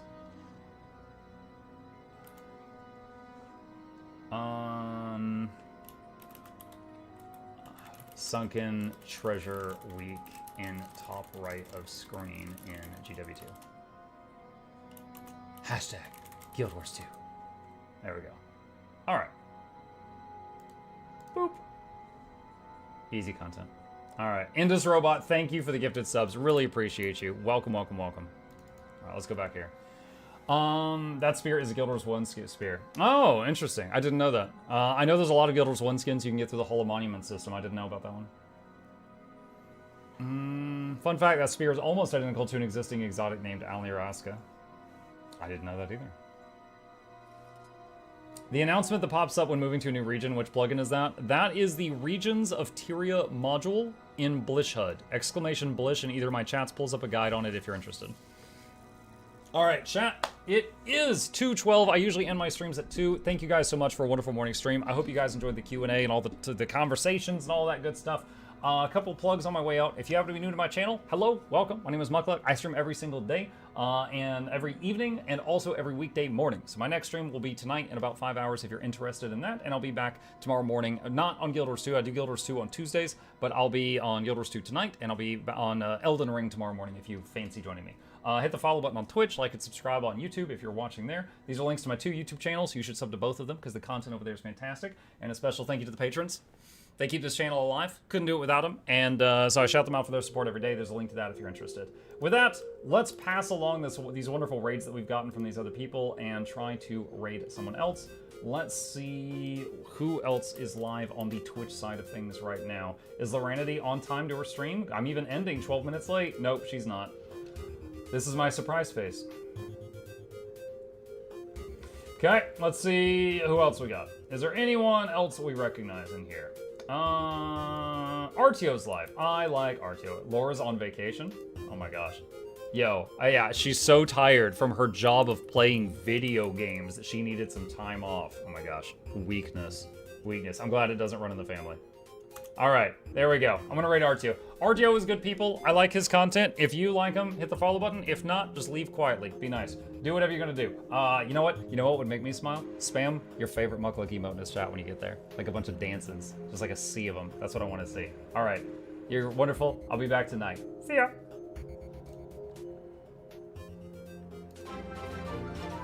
What?